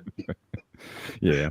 Plus, I don't know. I sleep hot anyway for some reason. I get some nights I'm waking up and it's like I'm like sweating out. Yeah. So I like to be, kind of by myself a little bit as well. But speaking of sleep, do you find yourself, given your background, do you find yourself getting optimal sleep? Or is that something that you still work on? I haven't gotten optimal sleep in so long, dude. In so long. And I'll be honest with you, a lot of my sleep problems come from when we had that home invasion back when we were still living in Ohio. That was probably 8-9 years ago now. I still have that. After that happened, I ended up suffering. I've been suffering from insomnia from that for like going on 8-9 years now.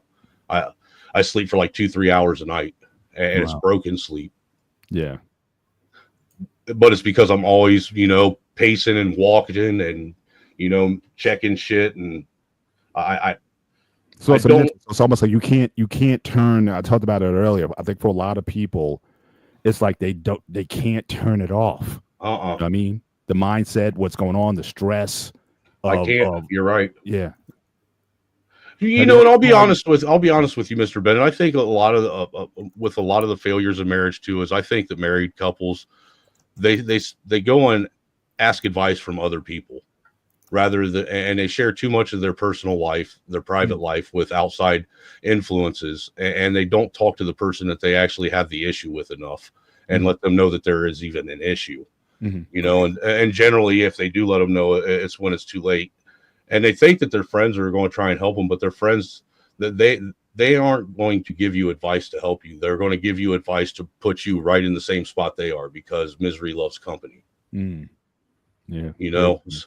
But do you think that there's people who simply do not know how to have that conversation, or the tension with, you try to have a combo, but then it always escalates to an argument. So what do you say about those situations where people just don't have the ability to communicate, meaning both not only the speaking in terms of what to say, but also being in a position to listen? How would you advise in that situation where, we like to talk, but I just can't talk to her. I just can't talk to him. What would you say about that?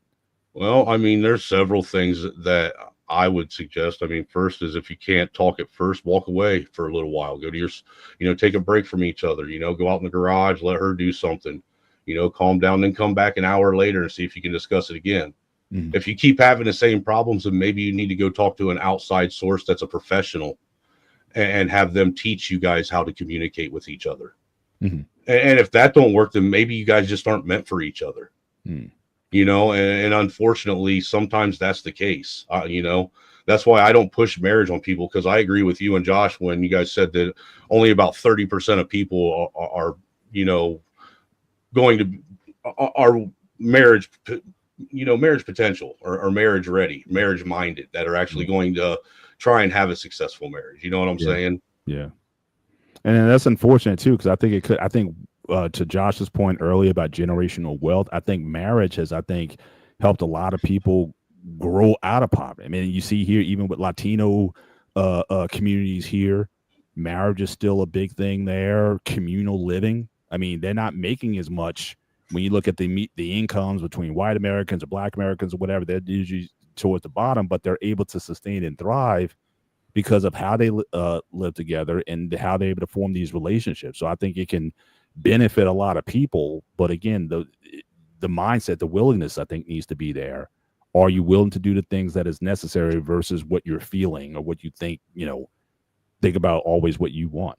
Well, I don't know about you, Mr. Bennett, but I know, like me being a Gen Xer, I watched a lot of the kids in my generation, a lot of my friends, when they got married, they got married just so they could have the party and the accolades and the spotlight. They weren't getting married because they actually loved each other and intended on building a life together. You could tell that, because you could tell just in the wedding itself and how they conducted themselves during the wedding and the reception, and then how quickly they fell out after they were married.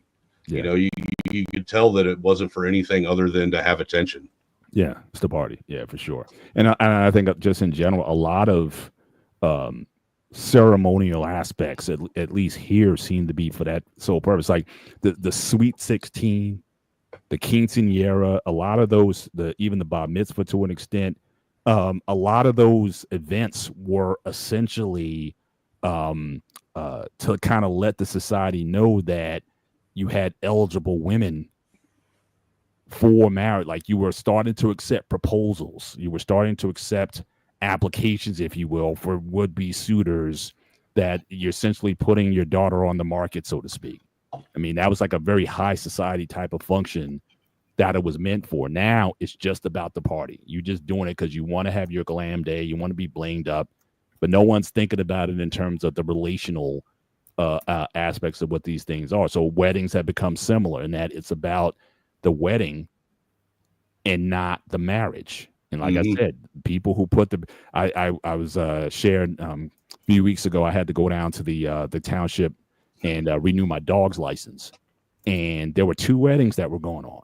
One couple, a Latino couple, couldn't have been more than 20 years old. Had the auntie who might have been like maybe 35 or 40 years old. She was the witness.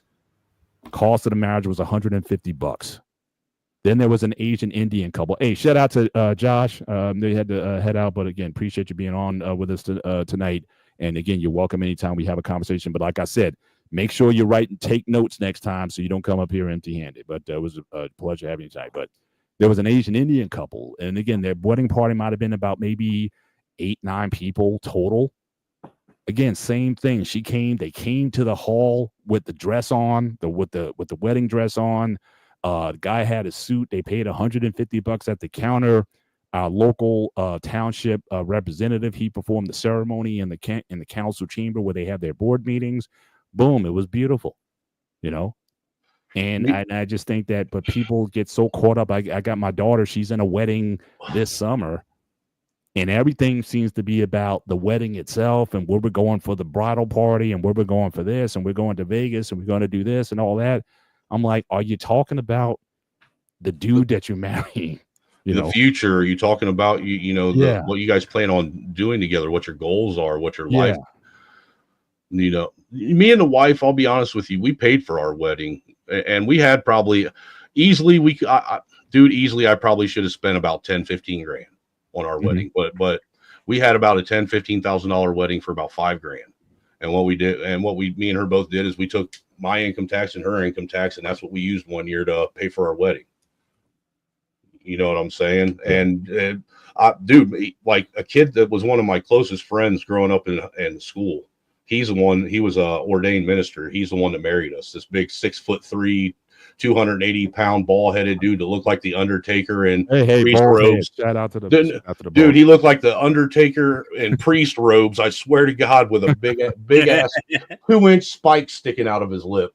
Wow, That's awesome, but and then the band that I had that played, and a DJ that, you know, that those were people that we knew. The caterer was a guy that I knew, you know. I mean, it was just, it came together real easy. You know what I'm saying? And the biggest, look, I'll say this, the biggest advice that I've ever given people is, look, having a marriage and a successful marriage is work. It is work. I'm not going to say it ain't. You know it's work. But it shouldn't. I never call it work. But it shouldn't feel like work. Yeah. You know, we all know that we got to put work in, but it shouldn't feel like you're putting in work every day just to keep your marriage together. All right, so let me ask you this, because again, we talked about this last week. What is the work? Because I don't know, I guess the way my mind work is like if you're working in a mine. Right. Skyscraper, if you're doing stuff, what is the work that everybody talks about that marriage requires? Being able to cooperate with each other is work. You think so? Yeah, sometimes it can be. You know, being able to cooperate, being able to communicate, being able to be, you know, forthcoming and upfront and honest about things, being able to be yourself with your partner. A lot of times that can be work. You know, the sharing of the duties around the house. You know what I'm saying? The raising of kids. That's all work. But I'm down with that, and especially back in the day when it was like, if you lived on a farm or whatever. I mean, when stuff was manual, you didn't have washing machines, you didn't have a lot of those appliances. You were working with. Yeah, I get that, but what you're talking about is, again, the ability to cooperate. I can't look at that because it's so easy for you to do that in other areas of your life. If you go to work, you're cooperating, right? If you're on a sports team, you're cooperating. Nobody has to necessarily tell you how to do that. But for some reason, when it comes to the person who you pledge to love for life, for some reason, you have a problem with that. So to me, that's where the work thing comes in, because it comes so easily in other forms. If you took the same attitude in how you work in your marriage to work, you're not going to have a job. Well, look, it's like this, you know, Mr. Bennett, like me, myself personally, when I had met my wife, it took me a while to be able to understand that a healthy relationship didn't mean that you had to fight every day. True. You know what I'm saying? Because I was in so many relationships where that was a constant and a normal thing that I thought that was normal. And to be in a relationship with someone who didn't want to argue, that wanted to talk things out, that wanted to, you know, clear the air and you know, make sure that everything was fine, it was unusual to me. I thought that there was something wrong. You know, I agree with that. Yeah. Now is 13 years later, dude. I'll be honest, I couldn't imagine going back to any of the other relationships I had before my wife because they were toxic as hell. You know, and I was there. I remember there was one night I was out at the bar and I was doing a gig, and I had this girl. She came up and she wanted to have a one night stand, and I told her that she was crazy. Said, you see, I'm wearing a wedding ring. My wife was here earlier with my son.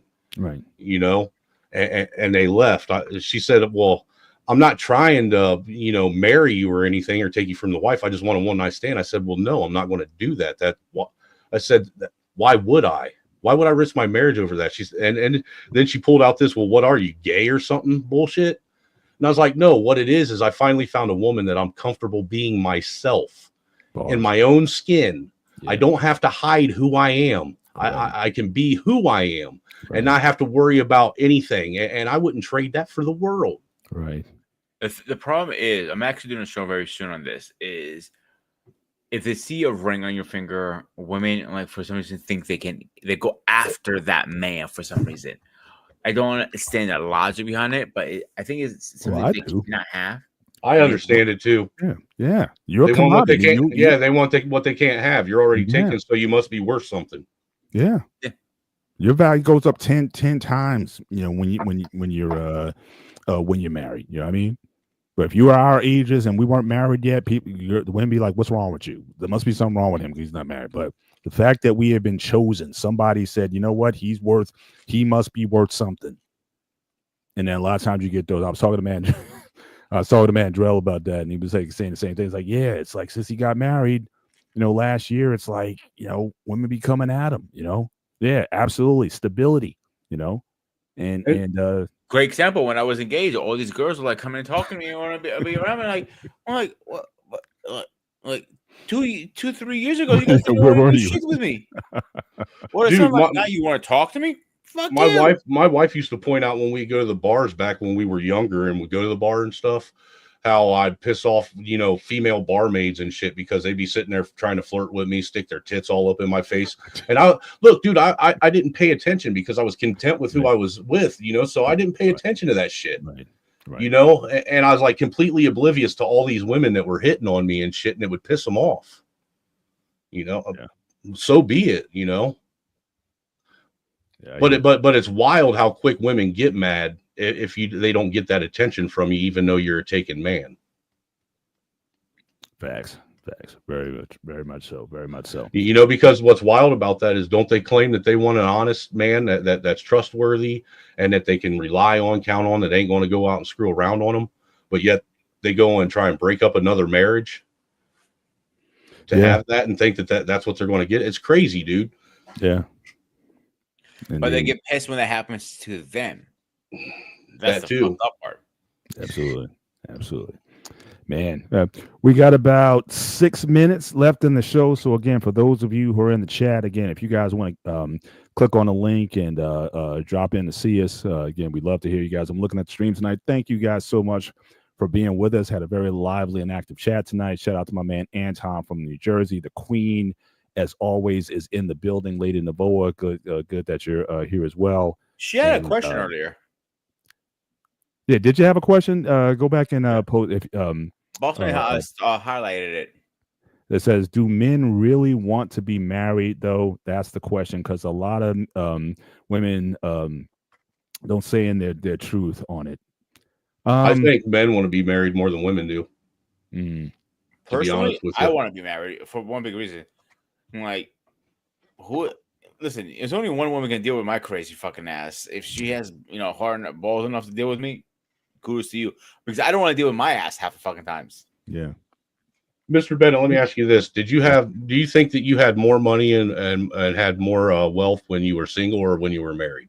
Oh, no. Well, I would say now we're coming into it, right? Because like I said, there's a difference between being married and having a family. Yes. So investing those resources into my kids. Now I got my youngest when she graduates college in May.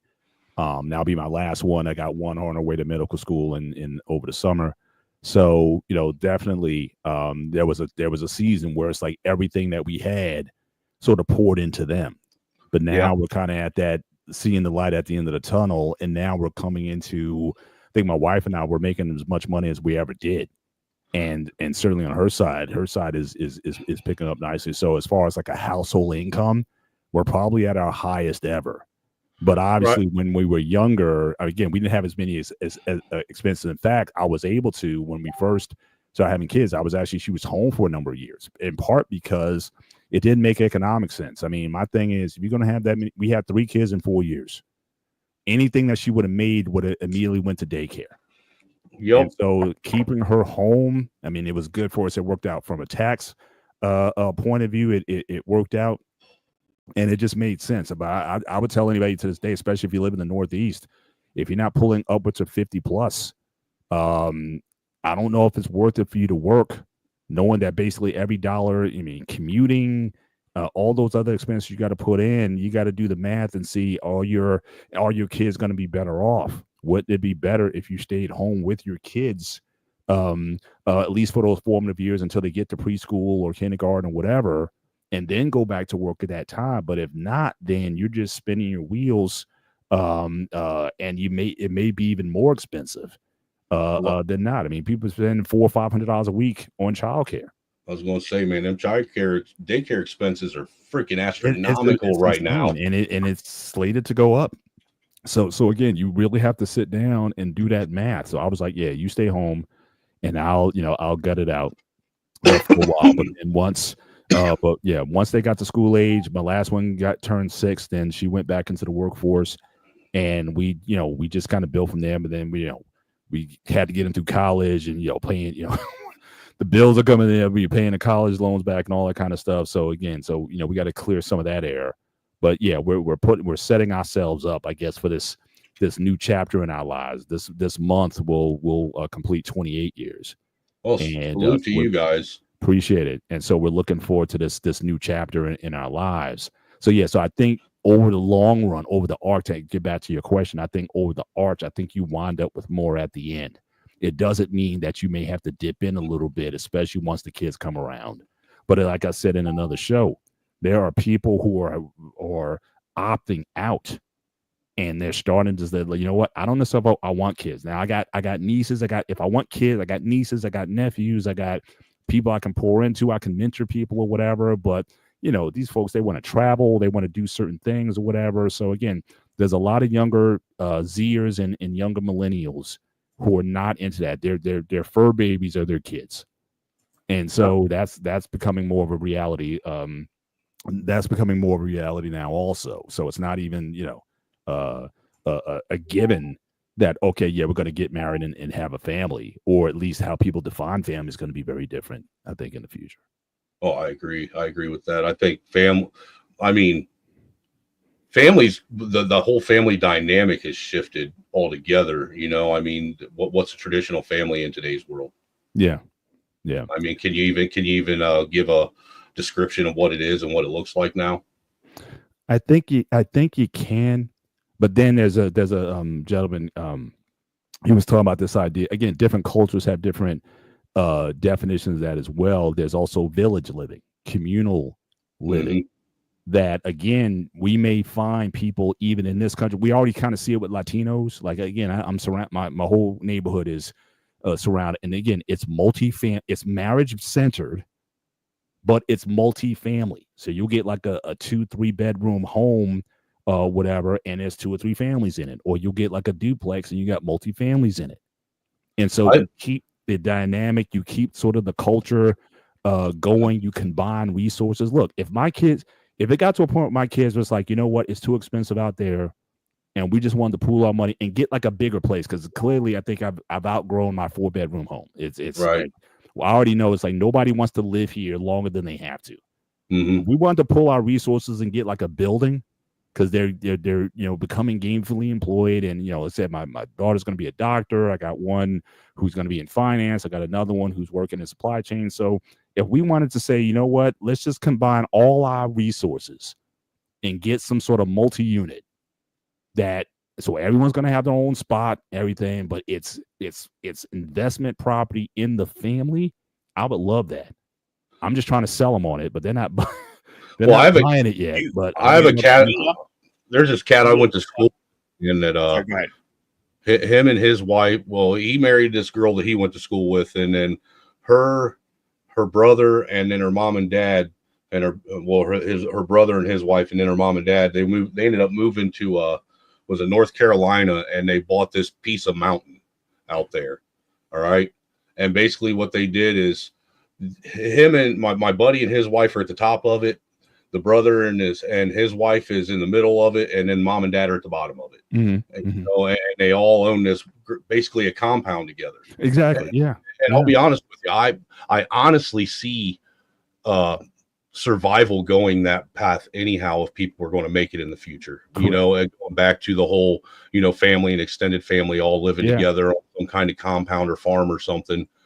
Trying to make ends meet, because, dude, the way inflation is going and the way prices keep surging, and I mean, just the fact that it's getting harder and harder to be able to even afford a home on your own. Exactly. Yeah.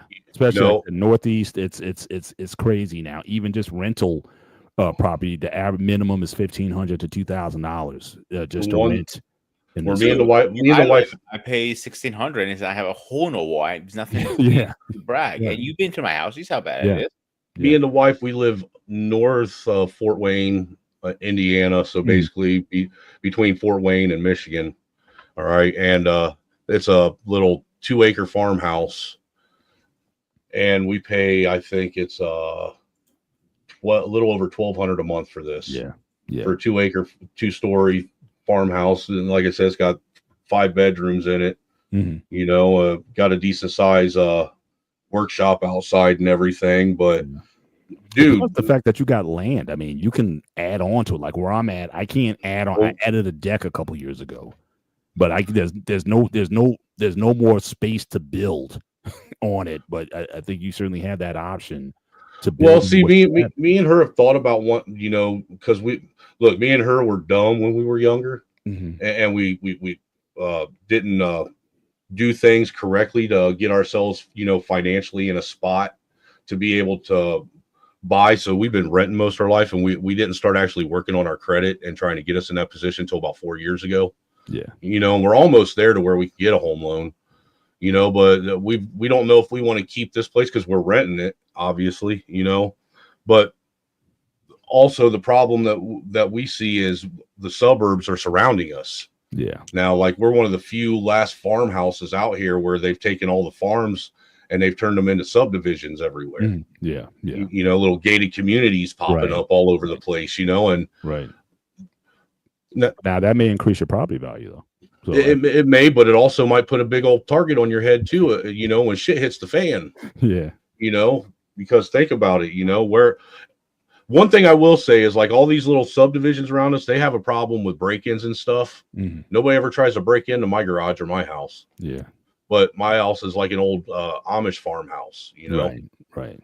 Yeah. And dude, and I don't plan on, really, honestly, I told the wife I don't plan on ever doing anything with, like, giving the outside a facelift. I think I'm going to keep it looking, old and, semi run down. Right. To be honest with you. Vintage. Well, I have an issue with these communities for a second here. You pay all these fucking dues. I don't live in one. You. In general, I'm talking about. I wasn't speaking to you. Like, I lived in 3 different communities before, and these dues are ridiculous. $2,000, $4,000, $5,000 a year, and they don't collect your garbage. They barely clean the snow. You can use the clubhouse if you're lucky. So why? Association fees can get out. Yeah, HOAs, dude. HOAs are why me and the wife refuse to get a house in a gated community. Yeah, I mean, don't get me wrong. HOAs deter, riffraff for the most part. I mean, you'll have a little bit of here and there, with random people coming in and trying to do little break-ins here and there, it happens. But I don't like all the rules. Yeah, but being told that what kind of cars and vehicles you can park it, and whether or not you can even park them in your driveway, and how tall your grass is. Dude, there might be a month that I'm so busy that I don't get to mowing my grass. Exactly. And it might be as tall as wheat. That's right. You know what I'm saying? It happens, especially the back 40. I never deal with HOA tell me what kind of vehicle I can have in my property, but I dealt with it. Oh, you need to get a permit to get a fence. You need to get first a permit from the state, then you gotta get a permit from us, then you gotta have to get another permit. I'm like, how many fucking permits do I need? And all of them. You can only have X, Y, and Z. You can't have 1, 2, or 3, or B, A, and C. You can only have this kind. I'm like, you can kiss my hairy. Oh, by the way, you have to use our contractor too. You can't use your own. Like, look, you can kiss my hairy, shiny Greek ass. See, I think if they did away with property tax, that would do away with the permits, because now the state doesn't own the land anymore. Yeah. Because I think that's how they get away with it, is because they technically own the land if they're taxing you for it. True. Right? I mean, because when you buy a house, aren't taxes already factored into the house price when you buy it? No. Well, it's the thing is, it might be initially, but it's always changing. And typically it goes up over time. So right, but what I'm saying is, why do you have to pay tax on something forever? Yeah, I mean, do you truly own it if you're still paying tax on it after it's paid off? Right. I mean, land is the only thing that we buy that we're paying tax on till we're done with it. Exactly. Very true. Well, listen, we are coming towards the end of the show, but Angry Man, I wanted to shout you out. Also, I know you understand you have a channel as well. Yeah, actually, I went on hiatus for about 4 months, but I've got some new content that I'm going to be. I was going to stream tonight, but I got a little late, so I'm going to do my first stream tomorrow. Actually, I'm doing a stream about a guy apparently in Michigan who he robbed a bank up in Michigan so he could supposedly pay for his daughter's cancer treatments. And when he got arrested and got sentenced for it, he ended up getting 25 years. And there's that. I want to have a discussion about it, simply because should he have gotten leniency because of the reason why he robbed the bank, or should we still hold him to the fullest extent of the law because he broke the law? Yeah. I mean, I think there's a real discussion that could be had there about this. You know what I'm saying? Yeah, for sure. But yeah, so definitely looking forward to the show tomorrow. Make sure you guys, if you can, hop over to the Angry Snowman's channel. Make sure you like and subscribe to that. And certainly looking forward to the content that you'll be dropping out. Absolutely. But as we wind down the show, Pete, any closing comments? Again, it's been a lively show. Again, it's always appreciate when our fans, when you guys come on and chop it up with us. Joshua, again, as always, you're always welcome in the space. Love having you on and chopping it up. But Josh is a Fed. We can't trust him. I need to get you guys. So we get you guys back. We have to remind everybody what is next week. Do you know what next week is, Paul? I'm going to tell you what next week is. Actually, hang on, boss man. If you're in the back, if you can help us with that show banner, if you could just post that up for us real quick. There we go. So we are privileged to be the second. We were supposed to be the first one, but CQ beat me to the punch, this son of a bitch. We're supposed to be the second. People going to interview Dwayne White. He is a veteran / comedian. He has his first live coming up on Netflix very soon, so please look out for that. And he's going to be on for 2 whole hours with us. We're going to break his balls. We're going to break his brain. We're going to do everything. And he is last. I watched about 5 or 6 of his bits.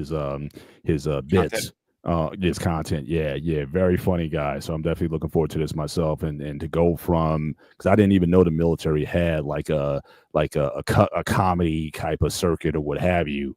And now the guy's about to drop his first Netflix special. So I feel very honored that he would take the time to be with us and chop up. So I'm looking forward to learning more about his military background. I think it's 20 years plus in the military.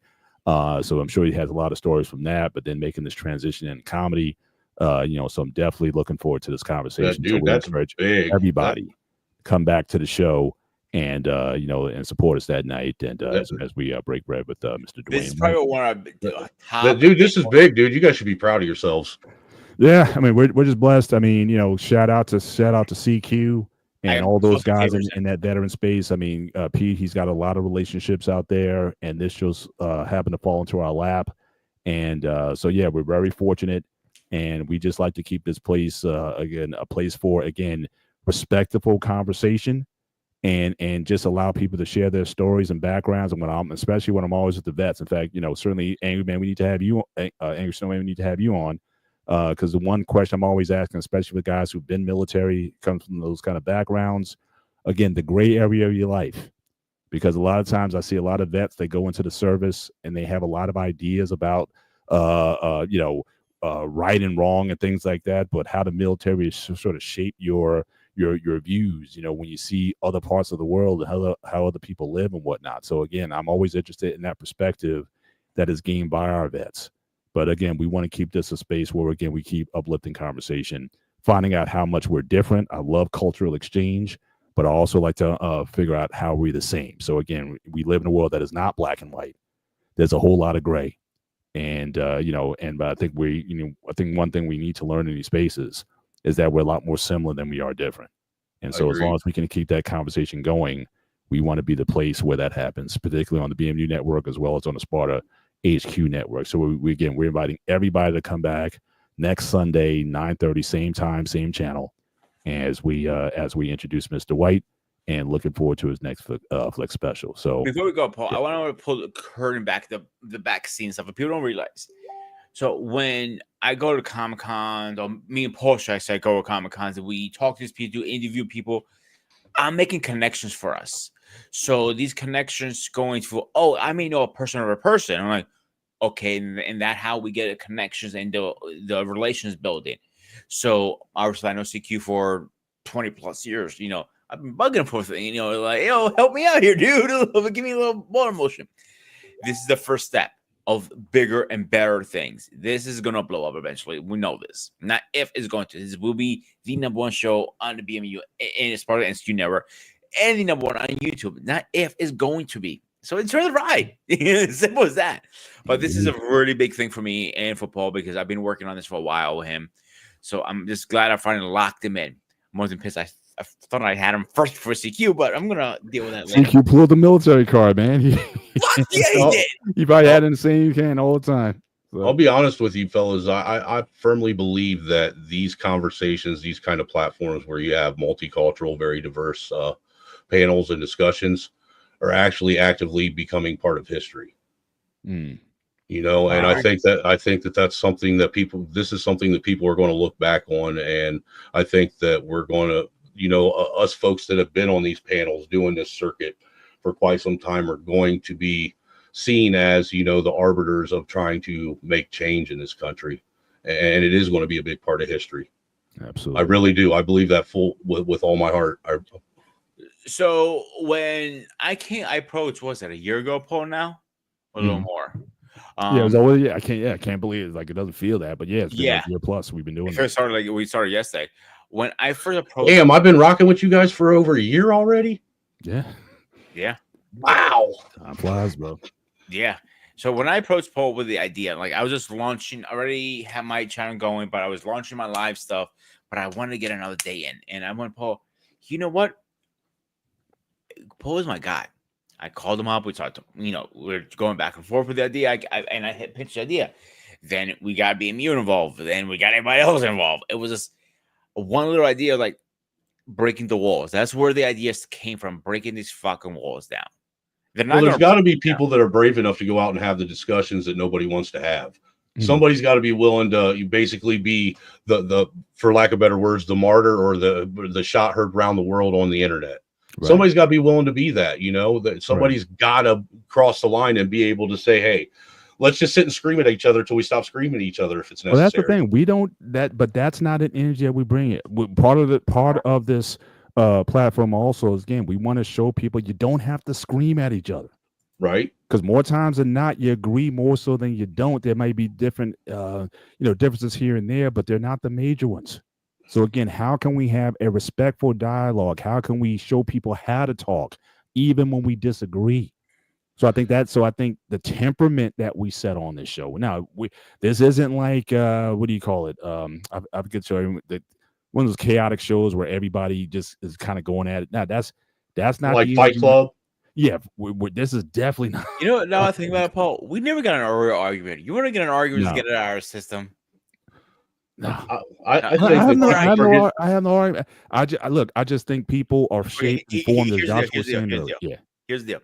Yeah. If you win the argument, I do whatever you want. If I win the argument, you come skydiving with me. I think you guys should argue for push-ups. I think you should skydive. I think he should skydive with me. Well, first of all, he'll lose the push-up battle for sure. But yeah, the only screaming I can see myself doing is if I jump out of the airplane, that's when you see me screaming. But I'm not. I have a trick. So if we do push-ups, I'm gonna have a liquid ass in my hand. Go start spraying you. And like you won't be able to do it. Yeah. Do you think people have forgotten that they can have disagreements and not agree on everything and still be friends? 100%. I mean, but I think it gets lost because I think and maybe some of the space has something to do with it, where people got more tribal, we got more territorial, and we got more ideological, and we don't necessarily understand like what's really going on. The fight is not between me and you. There's forces that are bigger than us.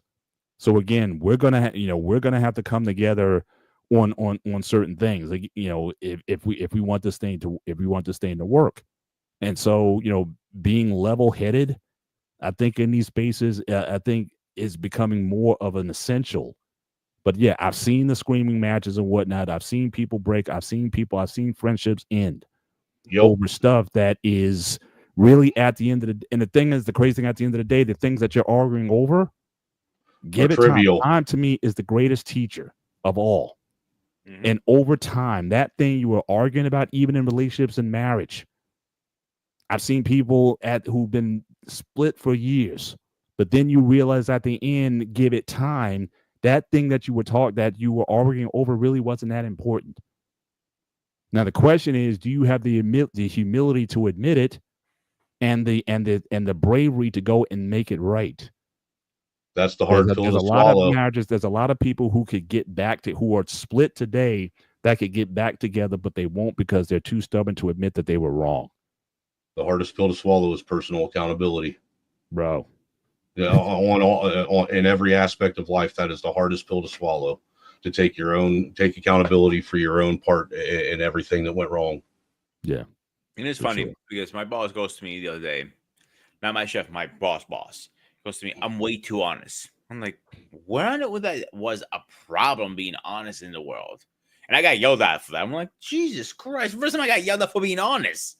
I get yelled at for doing other stupid shit. By being honest, it's the first one for me. Have you ever been yelled at for being honest, Paul? Oh, sure. First for me. But what I try not to do is I try not to, again, I don't want to keep throwing gas on it. Like, my uncle always told me, this is what I meant.